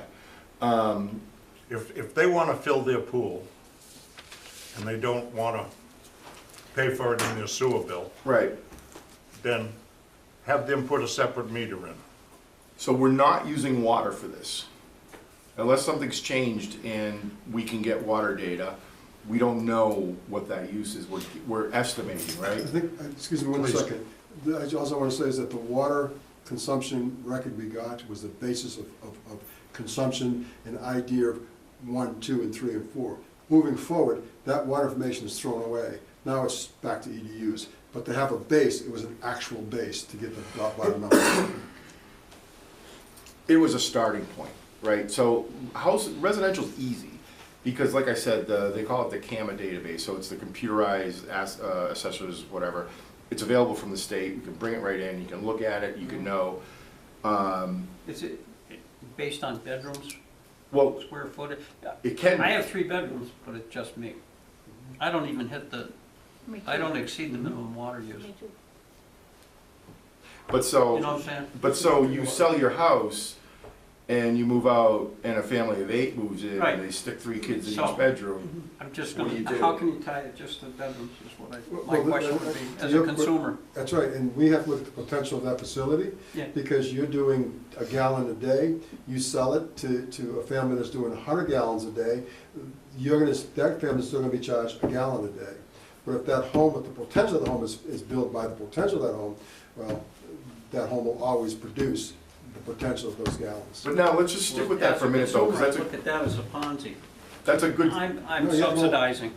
Well, that's right, the EDU now is the same consumption, because there are people that have huge numbers. We've got factories or businesses that are producing You've explained- gallons, you've explained and they're that. paying $1. So, yeah, the whole thing can be considered a Ponzi today, maybe tomorrow. And the thing is, how do we get unfairly more equitable? So no matter what you do, somebody's gonna be wrong, I don't care who it is, but my point is how do we get more fair unequitably? Well, bottom line, I think the residential's a lot simpler than the commercial. Absolutely. I don't know how, Commercial is going to be very difficult, because no matter what you do with commercial, somebody's gonna whine that it's unfair, and that's the reality of it. And so, as a board, the policy that you're gonna make has to address that. And we have to ignore or factor in, first of all, we really need to make sure we get enough revenue to do what we're doing, and to get enough revenue to continue to do the repairs we're gonna do. So that's the bottom line. How do you get that? Do you get it from residents? Do you get it from the commercial? It's all, I mean, those are really some tough decisions. So we're trying to put a set of tiers and a set of classes and see what happens. Mike, this was based on consumption, but then to set the rate, you threw it out, it's all dollars now? Yeah, and so the consumption was a starting point to set, Yeah, put the buckets, because I didn't have anything else. yeah. But then the next step is well, let's just stay on your thing. So you're just you're in your 3-bedroom house, you're not Yeah. doing anything. And then, guy knows you personally, and he knows you get married, and you get married to a nice lady with 3 kids. Well, I gotta remember. I was. We gotta check. Okay, well, it went the other way, even better. So you had the 4 people in the house, or 5 people in the house. You laugh. And now it's 1. So are you gonna come in? No, just stay with me for a minute. I know this is dry stuff, but Move it back in. say you come in and you say, I used to pay this in my family, and I'm sorry you got separated or whatever, but now it's only me. I want to change my class. And how many times a month does that happen? And that what I'm saying is, from your perspective, you want to make it easy to manage and stable. You don't want to be changing all the time. What if I surrender my water usage? Hey man, you can go off the grid. Get your composting toilet and well. But Well, what if I submit it to the sewer department? Okay, so This is I'm not what gonna I lie. use. So Now, this is back an to important my point. usage. I don't know what's been Why going. can't I do that? Doesn't have to come from the water department. Here's my bill. So it'd be in the rears, For and water. that's fine, and we'd have to get everybody to agree I'm upon just that. looking for a vehicle to make. Then that all comes in, and we have to dissect it, and then input it, and then bill with it, which would be costly, but it's doable. What do you mean it would be costly? What's so hard about taking 30 gallons and it costs you X amount per gallon? So here's my point, then, if it's that easy, then you compile the numbers, give it to me, and I'll bill. There's a That's the whole lot of thing. work that goes into it. It's A ton of work. 10,000 people coming in with scraps of paper and photocopies of bills. So the easier thing, and I'm But not. it isn't much different than if you were getting them from the water No, department. no, no, the water it's a lot department is different because electronic we transfer import once it, a and month. it does it itself. And I'm not gonna lie, that's the best way to do this, is to stay with water consumption. It Make it work out with the water districts, find a way that you can both be okay with it, and get the data once a month. I already talked to both the data providers for both water districts. They're like, yeah, it's the one guy is like, it might be a couple $1,000s to write the code to do it, but then it goes over to Guy's office as a text file, which gets brought into your system, and then boom, then that's a lot harder. Okay, so that takes care of your residential setup. No, that takes care of everybody. Everybody. Best way to do I'll it. have water So, use. so, now, the commercial, Mm-hmm, the gas station, sure. he's gonna pay the same rate as the restaurant, No, because it's based on his restaurant, it's based on his water use. Well, but he's not putting in the same waste. So, follow me. So let's say he's a gallon, he's gonna be billed a gallon. I understand The that, Cal. strength of his, because in a gas station, you've got antifreeze, oil, all those things come to the sewer, so there's a different rate for that. For matter of fact, take it one step further. Well, He's that's got- what I just asked. But what I'm saying is, he's really, Peter, instead of having to charge more, he should put the oil gas separator and put the things in the system to take it out, because we don't want it. Because we're saying, well, we gotta charge you more money. I don't want it. So that business we sell at all of our gas stations, tomorrow you put in the oil gas separators, we don't get any of that. We just get the sewer water and we're good. Okay. That answers, so now then it's back to water consumption, and it makes it very easy. Well, So- and then it's whether he has floor drains or not, guys. Some of them have Right. gone, no floor drains. So the residential's easy to understand. Now, anywhere in this formula, you take into account what it costs to treat restaurant one, restaurant. Is that figured in? Because if we, in other words, it's up to us to identify That's what your or industrial define pre-treatment. what our, can we put, would that definition might necessarily, could it include, He was trying to do it with tier one, tier A two, factor tier of three. what it costs to treat their waste. We haven't Yes, defined that. indirectly. So, so you can do, That sounds a hell of a lot more complicated than residential. But can it be It is, done? yes, again. so the ideal Please. way to do this, or the conventional. So there's two ways to look at this, right? With wastewater, you either go two ways. You have your sewer use regs and you say 400 BOD, 400 TSS, I don't know, 120 fats, oil and grease, whatever. And you say, this is what you're allowed to That's discharge what- up to. pH from, above, not over 7, not under 5 or something. And the goal is nothing else comes in. Okay, so and then you charge them based on their consumption, or the usage rather. And the second part is, well, if you're gonna give me high strength waste, so the only things that are allowable would be BOD, TSS, and fats and oil and grease, as a high strength waste. And then you charge them more, because down at the plant, the higher the strength, the more bugs you need, and the more air they need, and the more energy it takes. Now, if you wanted to split that down, and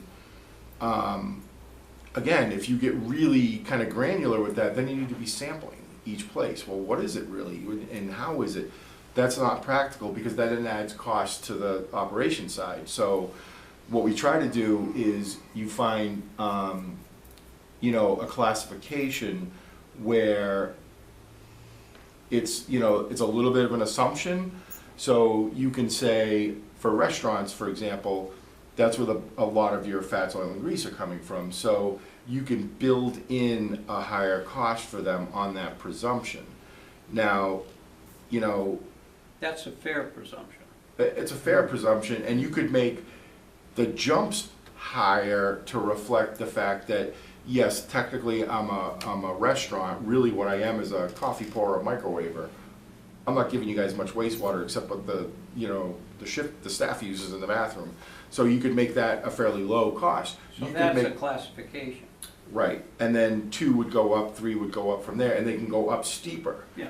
The thought is, well, if you really look at this, the gas station, right? Assume he's got, let's say it's a gas station with no service bays anymore. They put in, as one of my friends that own gas stations said, they put in Twinkie stands because they'd rather sell Twinkies than fix cars. Fine, so they do that. They're using hardly any water now, right? They just have the cinder block with the key to the bathroom around the side of the building. That's that's less than a house. So the thought is now, a gas station, I don't know off the top of my head, Guy, but I bet you it's more than 1 EDU, right? It's like 4, 5, 6, whatever. Per bay. 1 EDU per bay. Okay, so, I don't know how you would count it if it was a convenience store, but regardless, it would really be less than an EDU, right? Because he doesn't have a shower, he doesn't cook meals there, he doesn't, That's all the other junk he's throwing down there. but no, if it doesn't have that, and It then, doesn't have the service. they're really not supposed to put that stuff down there anyway. They're not supposed to have floor drains tied into the sewer and stuff like that, but, that's where this gets tricky. And that's why, I've been talking to Guy, there is not a simple formula here. It's not an easy answer. It's really looking at that hard, and this is why when people look at, on the water side, they want to do a cost of service and look at what each class really costs. I said, 90% chance your commercial rate's gonna go down, your residential rate's gonna go up. Do you want that? No, I can't have that. I'm like, that's probably how it's gonna work out, and that's what happens. So here's the same thing. So if you say, all right, that's not fair to that gas station guy, and I'm not picking on gas stations, but you lower him. And then you say, well, same thing, office space, well, that's really less. You lower that, you lower that. This is a contained system. So and this is true for any utility, it's an enterprise, if one person pays more, or if one person pays less, someone else has to pay more. So you can shift and, trying to think of your residential and commercial portions, but chances are most of your wastewater and most of your BOD is coming from residential, because that's the most of what you have. So in a true fair system, they would be paying a bigger share of the total portion. As before, there was nobody below 1 EDU, right? And I always argued that, you know, if you live in an apartment, it's not a whole EDU, right? You don't have a yard, you just don't use as much water, you know? So, that's the rub. That's the tough part of setting flat fees that are fair. The other thing I can say is any rate structure works if there's not a lot of weight on it, right? If you don't have a lot of expenses, whatever, you know, well, yeah, we pay $40 a year or something, that's great. But now if all of a sudden you have a large capital plan to implement, it puts weight on that structure and then everybody starts squeaking because. What we do. That's exactly what we have. Yes, you do. Again, I would say, you know, first and best choice is work out water data. Now, I looked at another system where this town, God bless Massachusetts, had 4 water districts in it. And even if you loved each other and went out to dinner every weekend, that's a lot of data just to be Yeah. working back and forth, you Yeah. know? That's logistically complicated. And I said, you know, that might be a good case of staying with EDUs. So, Oh, that's, the best way would be to take water usage and marinate it with the strength of what they're discharging on the commercial side. You know, and yeah, And then come so, up with what you need to make it work, So- that end number. So how would you set it up? If you're using 100 gallons of So- water, how much are you gonna charge for 100 gallons of sewage? See, so that's real easy, because usually in a water Well, if it's system, easy, what's the number? so it's the total, so you're gonna break it, you're gonna have a flat fee, and you're gonna have one number for consumption. If we set it up so that we set up a baseline, just like the water department did, but you use I don't know what the water is now, but they just doubled, I mean halved. So what's our minimum water now? I haven't seen a new bill. oh, I just got one today. You know what the new minimum is? I didn't look at it. Everything's based on I- expenses. I was just flabbergasted at what it was. And it's gonna go higher because the expenses go higher. So rates have to be based on expenses. Just as simple as that. It's hard to say, but it's what do you need annually to run your facility? That's your number. Now you figure out what you got for consumers, how do you bill them to get that number? And it isn't just the cost of running the plant, it's the cost of doing the maintenance and Absolutely. the capital, And the capital. But you government- have et that cetera, et number. cetera. We have the numbers, but the question, so let's say we know we're gonna spend X amount of dollars for capital, X amount of dollars for operation and maintenance, and then annual capital. You get all those numbers, you add them up. Then you know you have That is the 5,000 number we users. need to use. That's right, so then you have 5,000 users. There you are. Now the question becomes is how to distribute that money over the 5,000 users. And that's where our dilemma is. We have to spread all this, our annual requirements have to be spread over. So do you spread it hard on the residents? Do you spread it hard on the commercial? Do you tier it? How do you do it? And that's our dilemma. Short of water, if we had water consumption, that takes a lot of the problem out because you're getting hard numbers. Then you can take those numbers, okay, here's what I need to make. And so commercials, it's cost me more than you can really weigh it, and then you can get some, it's easier to get to the number. We have none of that. So we have to say arbitrarily, I need $1. I've got one consumer. Well, that one consumer is paying the whole dollar. As that goes up, then the consumers goes up, what is the distribution to those consumers? And that's where we are with this. That's the basis of it. We just did, what percentage increase did we do? 5%. We did a 5% increase. And if we had done a 5% increase over the last 4 or 5 years, we wouldn't be Absolutely. in such a bad But shape. you'd still have the same problem of how the money, so Equality. Distributed. two Equality. things. One is Yeah. getting all the money you need. Two is having the right people pay the right amounts. So, yeah, to answer your question, yes, we would get the total usage and take a base fee. You know, we're looking to get like 30% of your revenue from fixed rates, from fixed fees.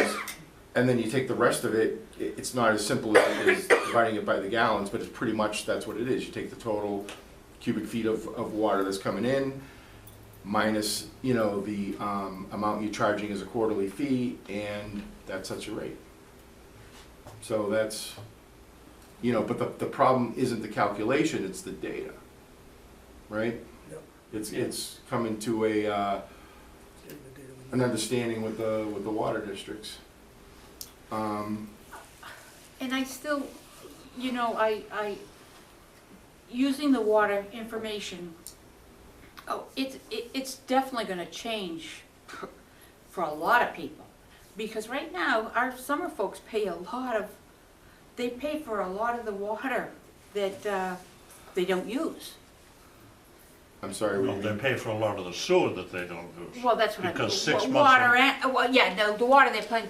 They don't pay any water 6 months of the year. No, no, But no. remember, they're paying also for that infrastructure to be there, because when they come down, they turn Right. around, it's there. Yeah. Somebody's gotta maintain that and use it, they're gonna pay for that, Well, even and though they're not agree- using it, still. I agree, but I don't want to, in other words, I I want, don't- I wanna keep that revenue. Well, That's right, and I Somebody- agree with you, because that revenue, and someone says, well, I'm not using it, but you still have the right to use it. Yeah. You choose to live here 6 months, live there 6 Correct. months, it doesn't mean that you as a should be given a resident, break. You're still a resident, you still, that doesn't bother me one you bit. still need to pay, because that pipe still has to be maintained, everything, you still gotta transmit it, we still gotta treat it, everything, so. I agree, but Mike- what I'm saying is I don't wanna, Have you looked It's hard. at doing this thing and taking the capital expenses out of the equation? And doing what with them?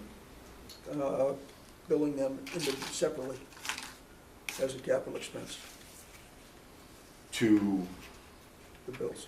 yeah, but you end up with the same, so right now, operating costs, debt, and capital costs are all rolled up and distributed. So if you just take one piece of that, it's still the same problem, how do you distribute it? You know what I mean? Well, I'm not, what I'm looking at is not so much as the distribution at this particular juncture, I'm just looking at what the individual, going back to your R1, how do they come up with it? that would change, if you took the capital costs out of it, that would change that figure you're using for R1. Best part is if you get someone else to pay for it, that'd be great, because then, nobody has to pay for it, but if you're still, what I'm trying to say is that the operating costs, the debt, and the capital all combined make your total cost of operating your system, and that should be divided by the same method as anything else. Okay, I see what you're saying. You know what I mean? And that's where the other town I was telling about got in trouble, because someone decided to use, they had these capital fees, and they based it on Title V. So you have this like, like the Polish American Club.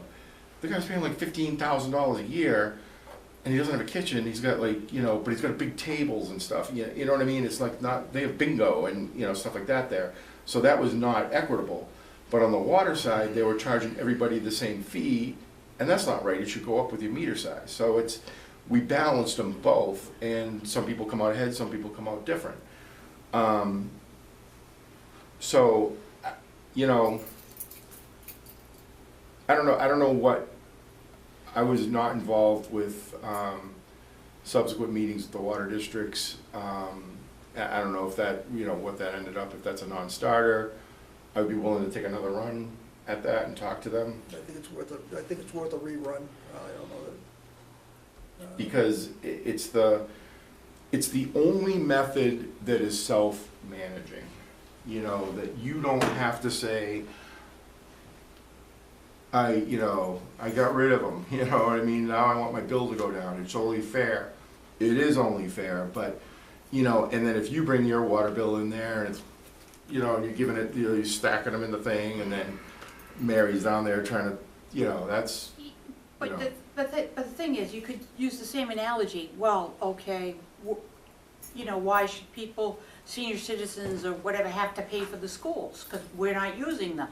It's the same principle, you still gotta pay for it. It's still, it still contributes to the value of your home too. It does, but it's different in that, that schools are paid for by taxes, and utilities, when we get into this kind of stuff, like stormwater, like we won't even go there, but the, Usage, yeah. But if you It is said, different. if you the said. test is it's called the illegal tax. At a minimum So if you're water, charging for a whether utility, use you have that to be able amount of to water or control your not, use of the you pay utility. the base rate. So Okay. if you tax So somebody, now you don't have a when they're choice to pay here for taxes 6 or you months, get if your they house use the taken. water, they're But if paying you So don't they wanna are pay for kicking water, in. you can put in a 12 well, months you a can year. go buy Yeah, bottled exactly. water. You can control, you could put in a composting toilet in your backyard and reduce your sewer usage. that's how you pass your charge is a fee for service. So they receive a service, you charge them a fee for that service. It's not, and even though it's for the better, and that's a whole nother thing is, there's other ways to finance this stuff that nobody does, but you can charge, because of stormwater, they enabled cities and towns to charge, I wanna say up to like 2.5% right off the tax roll. And just funds, like stormwater is something that's really, we don't have to talk about that, but it's really hard to get people to feel that connection, and yet it needs to be done. So they changed, I think it was part of the Municipal Modernization Act, they allowed them to do this thing. Nobody does it, but, it's an option. Or, a town, you can pay for a sewer plant with an override and just decide to, because once you get to a point where 99% of a town is receiving water or sewer service, you're paying, it's the same person's paying out of the same wallet. It's just how it comes out to them. And that wouldn't pass the test, because then you could take the same house out of, that's behind the Cumberland Farms, move it over to the beach, and now they're paying a lot more money. It's like, well, I don't use any more water. It's just the same house, because it would have a higher tax bill, that kind of thing. So, Yeah. I understand. yeah, so, All right, so the bottom line That's is, hard the to best way to measure. do it is to get the bills from the water. All right, the water data. what are you gonna charge per 100 gallons of water for waste? How many 100 gallons do I have? 100 gallons. And you're gonna charge a sewer rate now at what per 100 gallons of water? I'm not following. I know, I don't. If I'm only using 100 gallons of water, how much am I paying in sewer? Or whatever the bottom Well, we line, haven't, whatever the bottom line is. established that yet. It would depend on what your expenses are and how. Well, you that's do what I'm it. asking. We don't have that number. So, You don't know what it alright, costs to so- run the plant? Of course he does. That's not the, that was not, that's All not right, your hold question. on, let's not get, You're talking about per person, so if you say that each person pays 100 gallons. No, no, there's what I'm 5,000 saying is, persons. take what it costs to run the whole system and tell me how much I'm going to pay when I use X amount of water. You need to know how much water is used in total, Correct. Exactly. So- We have to look at in the the numbers. in the whole town. We know right now how much water we're processing. No, how much, if we're going to base this on how much water comes into the particular facility, we need to know how much water is dispensed by both water districts for the total town. We know how much water is coming into the system. No, you know, We don't know no. who's We giving know what he's processing No. right now. We don't know who's giving what. Sorry, we don't know the total, we know that, but we don't know how much water came out of Wareham and Onset in order to make that number. Right? What's that? I don't see that making any difference. But I I mean, need- that's like saying what came off Oak Street and what came off the other street. But if we were The to- total amount if that we went were- into this, went into the plant, So you're saying take our $8 million How much did it divided cost by this 5,000, so take the $8 million, divide it by the 5,000 users, and you have your answer. That's a simple math problem. So we have $8 million we pay a year, just say our budget's $8 million a year. We have 5,000 users. Do the math. That's what you're gonna pay per gallon. We're done. not per gallon, that's per EDU. Per EDU, whatever, and then you can break it down further. But that's not per gallon. That's So- exactly what I'm asking Well, you. we're doing it now, but I don't have, But you know the total amount of money that you've spent. You just said $8 million. say $8 million. How many gallons did you process? Oh, goodness, I honestly. Well, that's the number I that I honestly, I want. honestly don't know. So we'll say we do 1 million gallons a day, so say 365 million gallons we did. So and it cost $8 million to process that. It costs $8 million. Well, that's to how run the much plant. money it costs per gallon then. I get that, but the point is, so we charge everybody that dollar? Well, we'll charge everybody that used per gallon that much money. If I used 100 gallons, then whatever that multiplied out or divided out to, that's what my bill is. You don't process groundwater that gets in there. Yeah, So who's so paying how- for that? Nobody's paying for that. We haven't factored that in. This, So everybody pays for it. Okay. Everybody. but Okay. there's no way to eliminate that. So you say, You must the have- plan processed roughly how much? Million gallons a day. So That's it's what- three hundred and Is that sixty-five. pretty pretty safe? close. Okay, That's so what we're So sending three hundred and sixty-five Based- million dollars. That's based on what we're sending out. That's right. Okay, yeah. So it's Three- 365 million gallons. Okay, Go to calculator. and, I am. and it I'm cost trying to $8 million, damn $8 million to To run run the that. plant. Divide That that up. includes Wait, capital hold and on everything a else. second. Yes, right now. $80 Okay, million. you're saying 365 million gallons, right? Yeah. Divided by what? 8 million.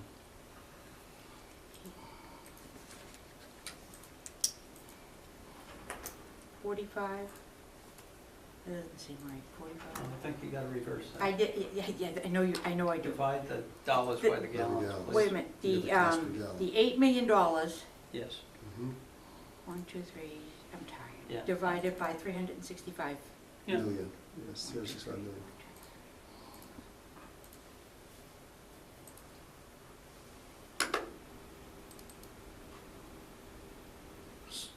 What do you say, 2 cents a gallon? That's just over 41. two. Two Over 2 two? cents a gallon. yeah. All right, so how many So gallons? what was your, what did you just pay on the water bill? Who, me? Yeah, you I- just said you just got your new water bill. How Yeah. many gallons was it? I didn't see what the gallons was, I just looked at the total and I was crying. We're paying more for extra expenses than we are for water usage. Yeah, there's a lot of extra expenses on it, a lot of. This tower and that tower and that treatment center and that new. So you can't Water use the bill total pay. bill, You No. can't use the total bill, Nope, you have you to. can't. you'd have to just use the water bill. Yes, Yeah. no, I'm the just water curious. portion of that bill. It's Just a water, just the water portion of it. yes. Yeah, the water portion was only, I think, $457 was the water, and it came to like 700 and something Yeah, and, for other costs. and that's What's cubic the feet. minimum How water do- charge How's now? that, what's a cubic foot to a gallon? 4,000 cubic feet, or is it? It's, Yeah, 4,000 gallons. And how many gallons, gallons is that? cubic feet times So what 7.5. is it, 700? 7.5 cubic feet per gallon? I think it's, yeah, 756 gallons per cubic foot Mhm. is what the number is. Is this 7.5 gallons per cubic foot, or the other way around? 750 gallons per cubic. It's 7.5 gallons per cubic foot, 7.5? and it's 100 cubic feet per, Unit. they bill by 100 cubic Yeah, feet. right. So it's 750 gallons per 100 cubic feet. That's what they bill by. 750 gallons Cubic per gallon, 100 gallons per cubic 100 cubic feet. feet. That's how they bill. And what's the new minimum? What was it before? It was 3,000 before, it's 1,500 now. So it's 1,500, 1,500 Okay, wait a minute, what do you want me to do? What do you want me to tell by me? 2 cents? $1,500?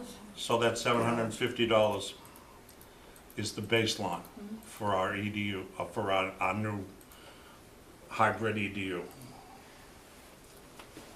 What's wrong? That math doesn't sound right. That doesn't sound bad.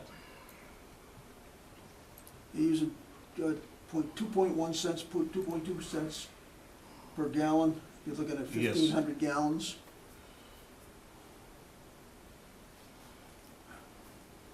Um, 1022 equals, I get $33. That doesn't- How much? 30 bucks. Yeah, but it can't be 1,500 gallons a year, or when they bill every Well, 6 you get months. billed twice a year. So if you're Yeah, telling it me is that a twice, house using 1,500 gallons every, no, it's 1,500 cubic, cannot be 1,500 gallons. That's right. Because most gotta be people do cubic, 300 yeah. gallons a day. No, wait a second. Try to say 20 gallons a day, One 100 other gallons a thing, day. one other thing, double that, because that's twice a year. The water bill. Yes, it's twice a year. But I'm saying is that it doesn't make sense that it's $30 every, who pays, nobody pays it. The No. number doesn't make any No. sense. What's the conversion, guy? 4,000 cubic feet? 4,000 cubic feet, the conversion is, it's 4,000 cubic feet. It's 7.5, 7.5. 30,000 gallons. Yes, I forget the actual. 30,000. I couldn't do that in my head, Guy. You can? Yeah, No, No, I I'm can. sitting here in front of a 600 computer. bucks. Times 2. 1,200. Where'd you get the cubic feet? That's the minimum usage you get billed on, and then so much for every That's the 100. minimum usage You where? get a surcharge for anything over 4,000 cubic I look feet. at the reality of it. I don't even use 4,000 now, being alone. Yeah, but, So it's pretty close. I'm but you close gotta to it. leave that baseline. I know that, to I'm not pay for the arguing that. I'm infrastructure. just saying the You have number, to, so it's it's- a pretty Yeah, good right. number, the 4,000. I won't argue with the water department on that. I get close to it, but I don't go over it. Right. And it's. Yeah, but now, It's water. is that since It's it's not half? 4,000 gallons of Huh? water, it's quite a Is that bit. since it's half? Not since the new bill, right? 4,000, Oh, I don't know what the new bill is. It's half the minimum before. Oh, they did that? Yeah. That's pretty clever. That was a nice way of saying we're doubling your bill. And they still have all the surcharges on there? Oh, yeah. And they're going up. Interesting. Now I But don't. yours would come out to $1,200, Yeah, your sewer rate? yeah. Which is $600. And then I'd say to you, not everything I used So- goes to the plant. But I'm just being a that's pain basically, in the that's ass. basically what the water department is, so it's just about double. when we started this whole exercise years ago, it was okay, what is equitable? And it's hard to get equitable because people are complaining, if we charge people $200 a year, they're gonna do triple backflips. The thing is, But it's the reality of the cost of doing business, and That- how do you do that- that? We've been skirting it for years. but the word that keeps coming up is more fair. I know. And what else can you do? That's what I'm saying. It may not sound fair, but it's fair. You're trying to, there's some realities. Do we have things that's real we have to do? It's like you say, the school, whatever. How do we come to that number? You Mike, can Mike, please, back onto your, some of the people, sheet. all of the Yeah. time, and all of the people, some Are of those the time. numbers that you're using in there right now? Thank you, do Abraham. those equate down on the bottom line? That's right. What you do to So- operate the plant? But the thing is that Yeah, that's the whole goal, This- is the operating No, I plan. understand, okay, what I'm saying, 2014, what I'm looking were you at ever given the people an I answer? don't know. You know, is, See, because, I mean, When I you grant have you the got water the, department is a stumbling block, but see, for we now, still need a 1, 2, 3, number. and 4 with the in new each bill and everything category. you're telling me, Mm-hmm. now You it's have 1, I 2, just 3, and wonder how 4 equitable it is designated to out as use to what falls into anything they're each. doing. 1, 2, 3, and Because 4. it's crazy. I don't understand. So now we're the back In other to, words, in residential Our 8 one, million? Hybrid, yes. It'd be about $3 a hybrid gallon. uses yeah, the word 5,000 charge. If you users. just went solely on Maybe gallons. equitable. The hell with the $3 rest a of it. gallon? I think. Maybe it That's isn't what I what just we came up need. with. I'm sorry, I didn't mean to interrupt you. That's right. That's So I'm right. looking at First of all, I don't residential think one. we'll ever get water Yeah, consistently. No, And I think we need to figure out a hybrid EDU What's in or that? hybrid flat What fee that's going to make designates, sense. what would designate a residential one unit? Unless we've What are you been, considering? how many years oh, we've been so, trying to get water? yeah, so I would, We've been trying to you get know- water forever. I don't know. my gut says I say that we go up resident another 5% one next is year. below a house. It's an apartment or a You have to. condo, and not like a You have to. townhouse, And but just hit 'em gradually, a garden-style apartment. unless Okay, we've got a Mike, huge, Okay, then take that whole sheet. Do you have that kind of an concept to each one of the different designations that you put there? Or you just thrown in 1, 2, 3, and 4, and then thrown a number next to it? Yeah, right now that, yes, and the challenge there is that we have to expect challenge. I understand that, okay, but I guess what I'm looking at is that we've got 1, 2, 3, and 4 under residential. So residential would break out on, starting with apartments as you're suggesting, up to whatever 4 would be. Then we'd also have to designate a number in each category, Number of units? yeah, Yeah, in order to be able to come up yeah, with. yeah. And right down the line on each of the other ones, so each one of those is gonna be designated unto itself. Correct. And remember, residential is 80% of our flow, I understand, so it'd be 80% of the cost. well, yeah, well, that's what I'm trying to figure out is what, with his matrix up there, whether or not this would achieve that. And I mean, we don't have the figures up there to indicate whether it would achieve that or not. Obviously, the ideal is that it would. That, it will, I mean, that's the goal, right? Yeah. So you Plug it, you play with the numbers until you, I don't want to say play, but you adjust them until, Well, actually, the first thing you have to do is to designate what's gonna be in each category, in order to find out what you're gonna have for numbers to work with. right, And then the so, numbers that you've got over in the columns right now come after the fact, basically. Because you need to know how many residential 1, 2, 3, and 4 individually you have. If Guy's saying 80% of our, So you need a Revenue. unit count, you need a unit count for each one of those designations. first of all, we need the designation.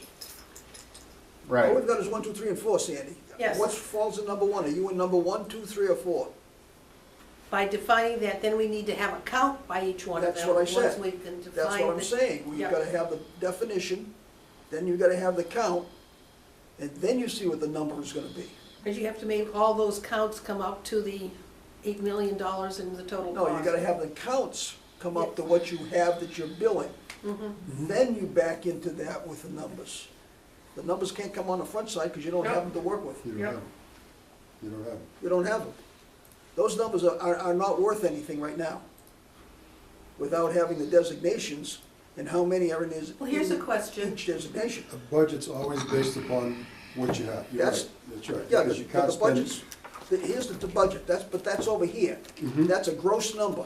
Mhm. We're trying to get an individualized number. Right, I To get an understand that. individualized number, you've gotta have a designation for what 1, 2, 3, and 4 is in each category, which you don't have at this point. Right, and to get the 1, 2, 3, and 4, it still has to equate to what you need to expend. No, you gotta get the 1, 2, 3, and 4 first. Then you take what you have and you back the numbers into.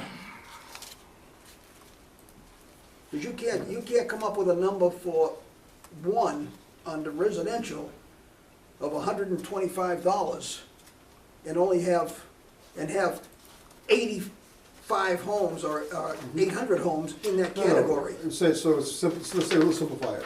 1 bedroom, 2 bedroom, 3 bedroom, 4 bedroom, just for simple terms. Okay. So you count up how many 1 bedroom, 2 bedroom, 3 bedroom, then you say that's a total of by 80%, and take the 80% of that number, and then distribute it among them four categories.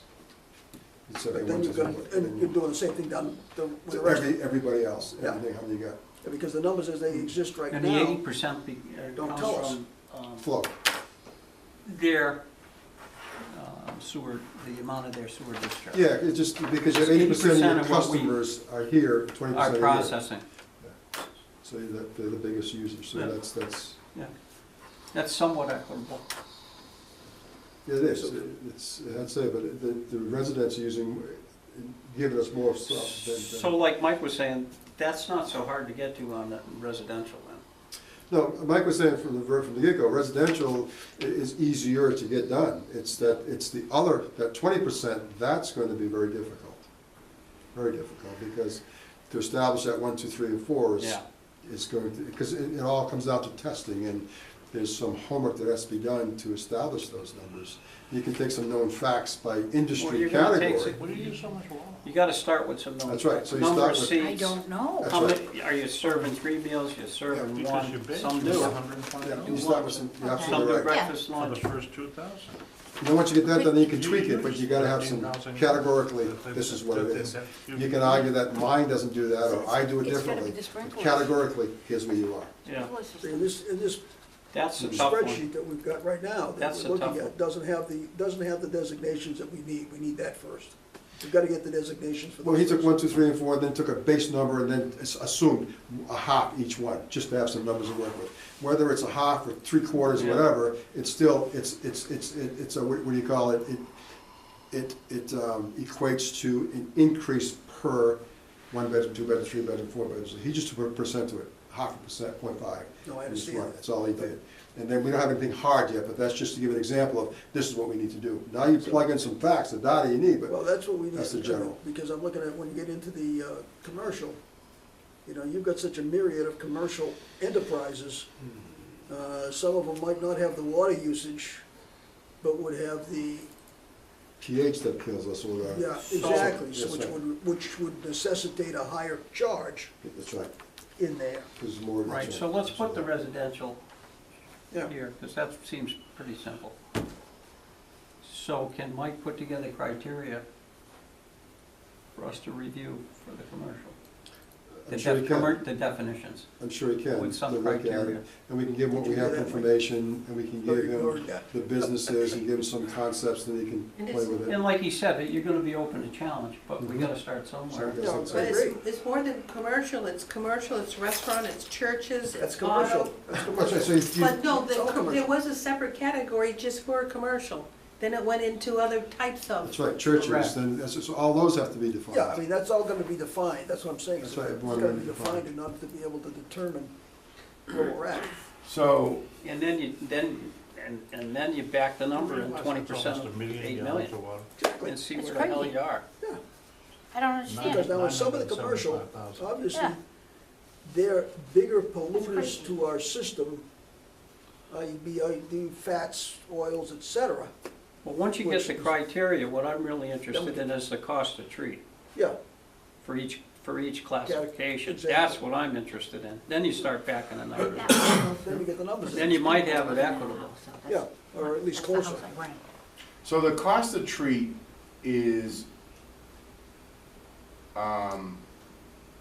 Can you get there, Mike? Can you give us a No, cost to well, treat for I each mean, classification? yes and no, right? You Generally. can say that, If you use that many gallons of water, it costs 2 cents. I bet you could give us more than a wag, even though it It's- could be challenged.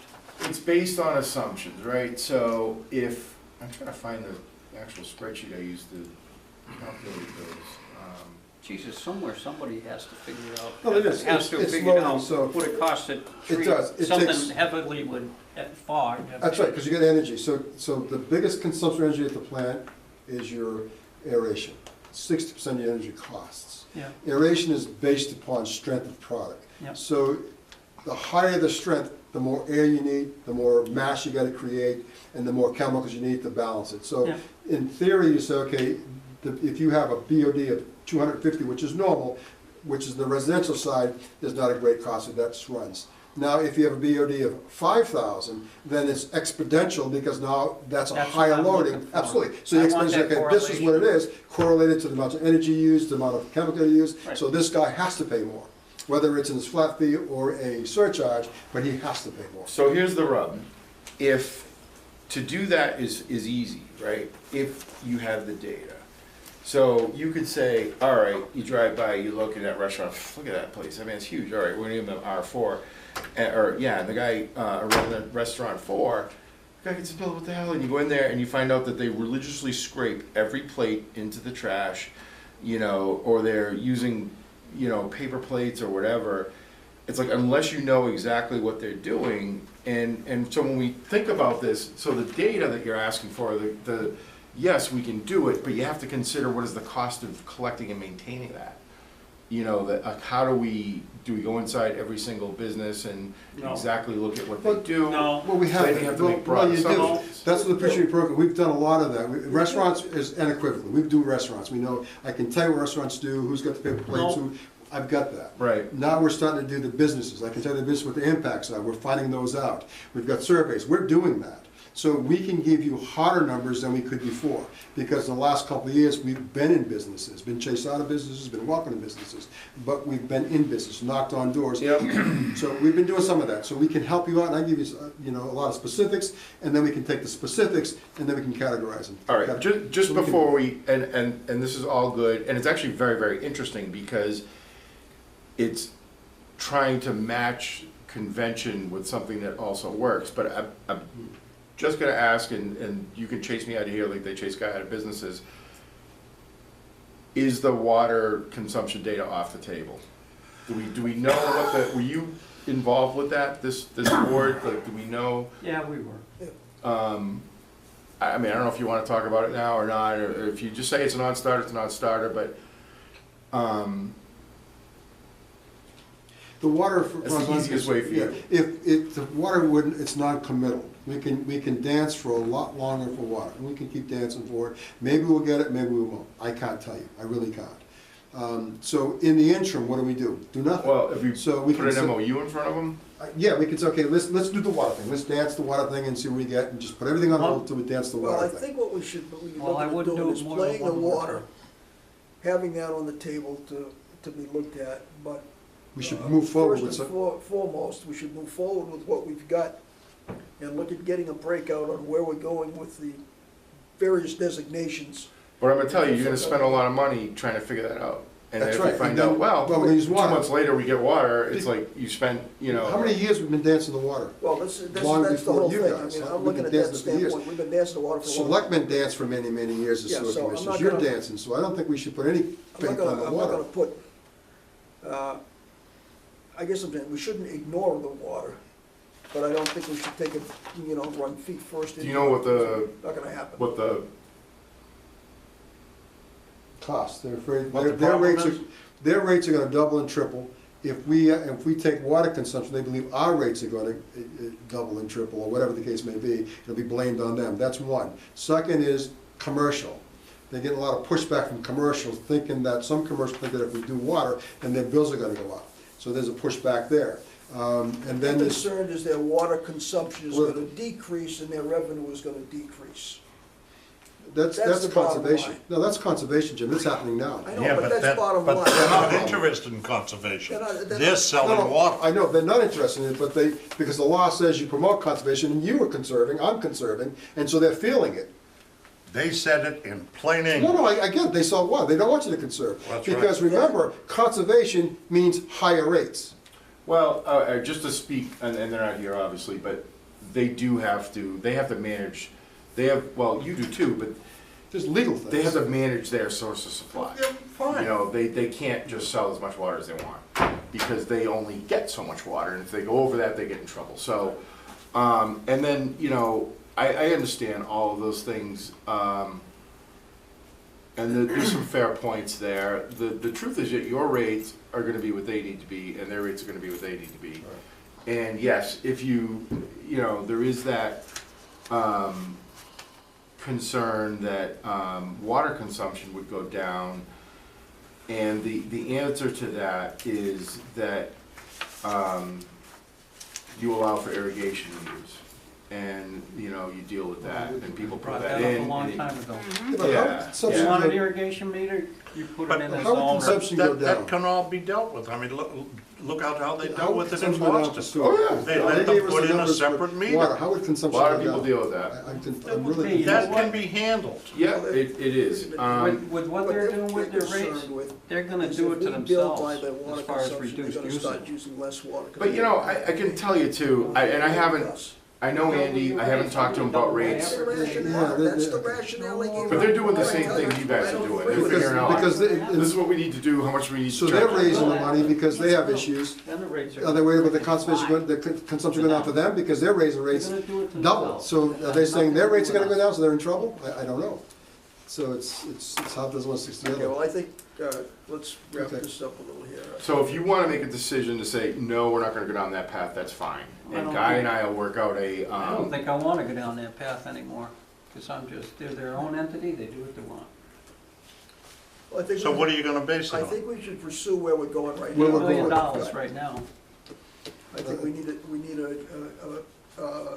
more definition on, I'm going The back to rate what Jimmy said, classifications. take the number, back it in. Yep. I just need more definition. Define the classifications. And you know what, define Mike, I don't know how uses, accurate it has to be, because as a homeowner with one guy with 3 bedrooms, I'd be paying for 3 bedrooms. So how accurate does the commercial have to be? Well, you got 150 seats, you're doing 3 meals, Here's what you I want. don't care if you're scraping the plates. well, and that was my This is goal, what you're gonna pay. because I think You of, gotta base it on something hard. I have to look at it from two perspectives, right? And there could be a day when the guy isn't there that scrapes the plates, I'm just saying. Yeah, and I look at it from I don't know two- what they're doing, and I'm not gonna put a camera in there, and I'm not gonna go in there every day. well, when I was saying we go in and check, guys already doing that. It's what they call the cost of doing That business. gives us a baseline on the kinds of operation and the operations are out. I need more, It doesn't mean we right, should more be changing definition, every time. and then the rest of Right. it falls, it does. So, We gotta reach It's 20% or whatever of 8 I million. mean, it's just like with the, We have to. And with let's the see if gas we can make stations it and work. with the units. Grease and oil separators, if they don't have them in, this is their rate. If they do have them in, this is their rate. right.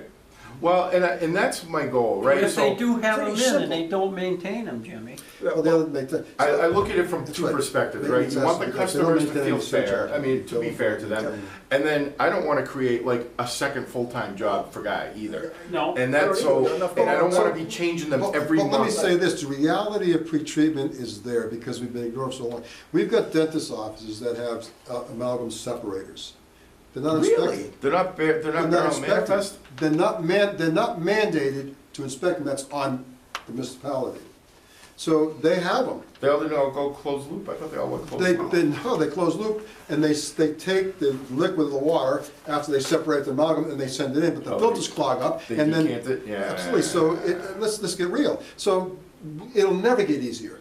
Inspections and maintain, that stuff will never go away, it's always gonna be there, and so it's not putting a burden on us, that burden already exists. So I'm gonna throw this out there, Guy, that I firmly believe, because I've seen it, an IPP program should be self-supporting That's right. on fees. Because then, otherwise, to your point, Somebody's is subsidizing it. if you gotta go chase the dentist, and then you gotta go here, then you gotta go there, that cost is being spread out to the person, the little old lady in the one house.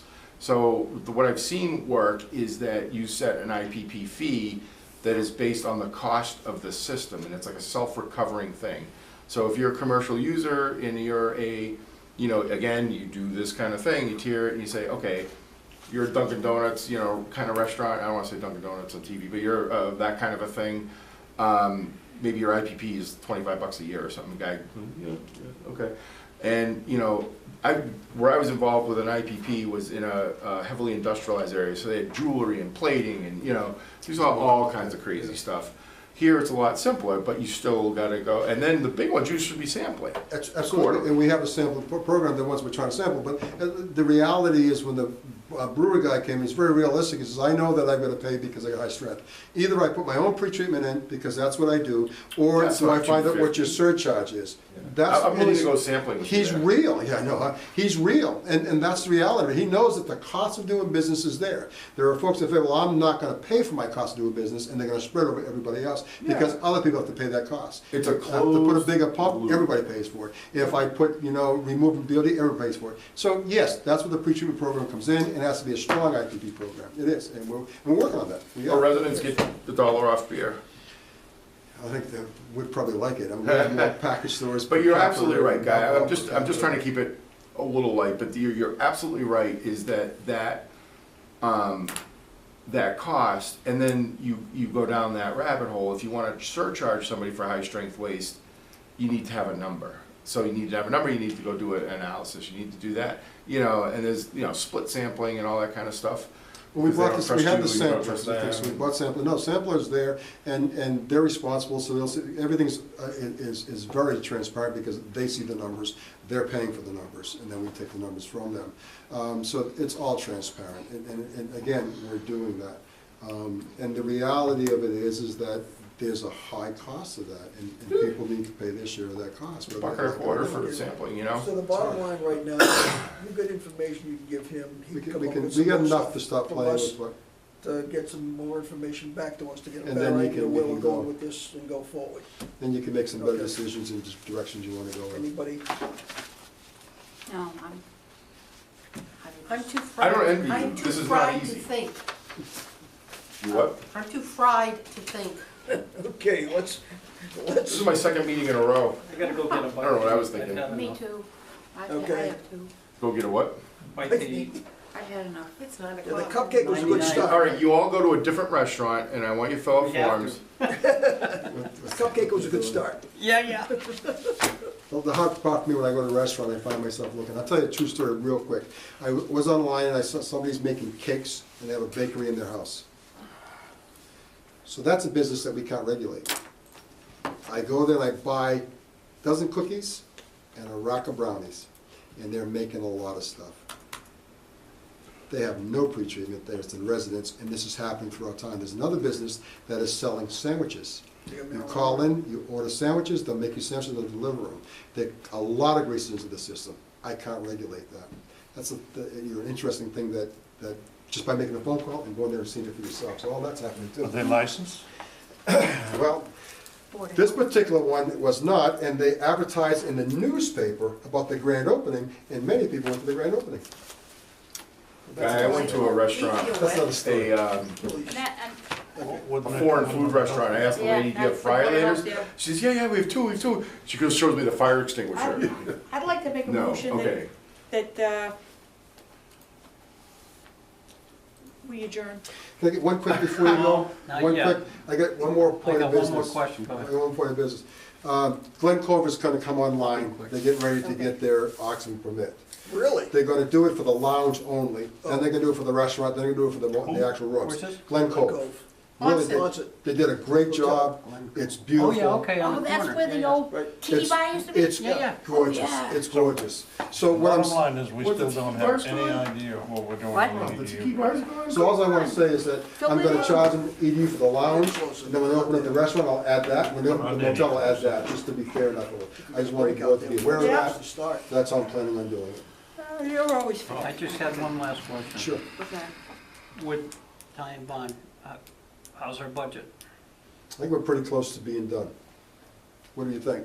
We gonna go over, because we Oh, yeah. just threw a bunch of stuff So, at them. Well, so and that's, where are we gonna that's be? the reality, yeah. It's gonna take more money to do Mike, that. why don't you send me a guess proposal, a guesstimate, and I'll bring it to the board. We have to move forward, so it's whatever you wanna do. I told you, Did I I'm jump the gun? I'm fried, I'm not thinking. You're We've been at this Right. since 2014, and Are we're you? no further ahead than when we started. Okay. Well, actually, I've been at it since 2010, we're no further than I've been Excuse me, started. I didn't- Well, with Ty and Bond, it's, what I see here is, this presentation was 2014. We And started we with know nothing more than we did when we started. We've been chasing water for so many years, chasing our tail, and that's been a shame. Now we're changing the factual direction, because we've been, for a long time, well before you guys, we've been chasing water. And I think the decision, I'm gonna talk about, you're saying we're not getting any further. Yes, we've decided to go in a different direction. That's the decision you made, because everybody's been chasing water. And we know we're not gonna chase water anymore. I think we know the direction we're going in now. We didn't have that. We didn't. So- We did not have that. I got a better I idea. think, I feel, because I feel it, you know what I mean? Like, I do these all the time, and a traditional sewer rate study, it's done in 10 weeks, and you get the data, you do it, you know, it's not that hard. There were periods here where we did nothing for a year, because they were meeting and doing stuff, and, you know, things were happening, so. But yeah, and we've looked at this 5 different ways, so. We were really close at the beginning, when you saw that presentation, we had it worked out, we had rates worked out, and it hit the skids when it came to like getting updated data. That's where it went off the rails. Yeah, someone ticked off a water department. And it went crazy, went Yeah. south, went Someone- south rapidly. Yep, Who did that? I'm not saying. And we had meetings in Somebody this was room with the really- selectmen, and we were really close, then I went south again. So Yeah. it's been consistent. We think we're there, and off it goes. Right, I And thought wasting it all was that just all time. political, no. What was the rate when you had the water department numbers? I don't wanna know. When you had the 3-year study? I don't remember it at this point, I'd have to, you probably have it in front of you. I have a It was motion on about- it the, was I do, about- I do have a motion on the floor, guys. Yeah, higher than Anybody wanna second 596. it? Yeah. That number. I'll We were close, it was higher than 596. I'll second it. Okay, we're gonna table these other items, we did the rates. And then the question is, any discussion? And Yeah, then we- yeah, do you have any discussion on this And then motion vote. to adjourn? Well, Next that gives meeting, everybody a chance. the next meeting is Exactly. the No, you're 13th. That's the absolutely way right. it should go. That's Next right. meeting is the 13th of December. You know, I was a Across the selectman in street. another life when I was 20 years younger. In the, Yeah, guy told me it was on the 3rd floor of the town hall, so I come up to the town hall, the doors are locked. I'll have to do it No again. way. I wonder if he meant over there. So I walked all the way over there, walked to from 320, I'm like, I can't, then walked all the way back around. Well, I parked in the back, I parked in Okay. between. Yeah, I didn't even think about it. Okay, you made a motion on the floor? Sorry. Oh, I'm And it's sorry. It's only seconded. one door All in open favor? back here, so. Aye. I thought The, that both Good the were- night. handicap door was open, the one on the backside was. 9:07. I'm glad you were persistent. I'm tired too, I don't wanna make stupid decisions.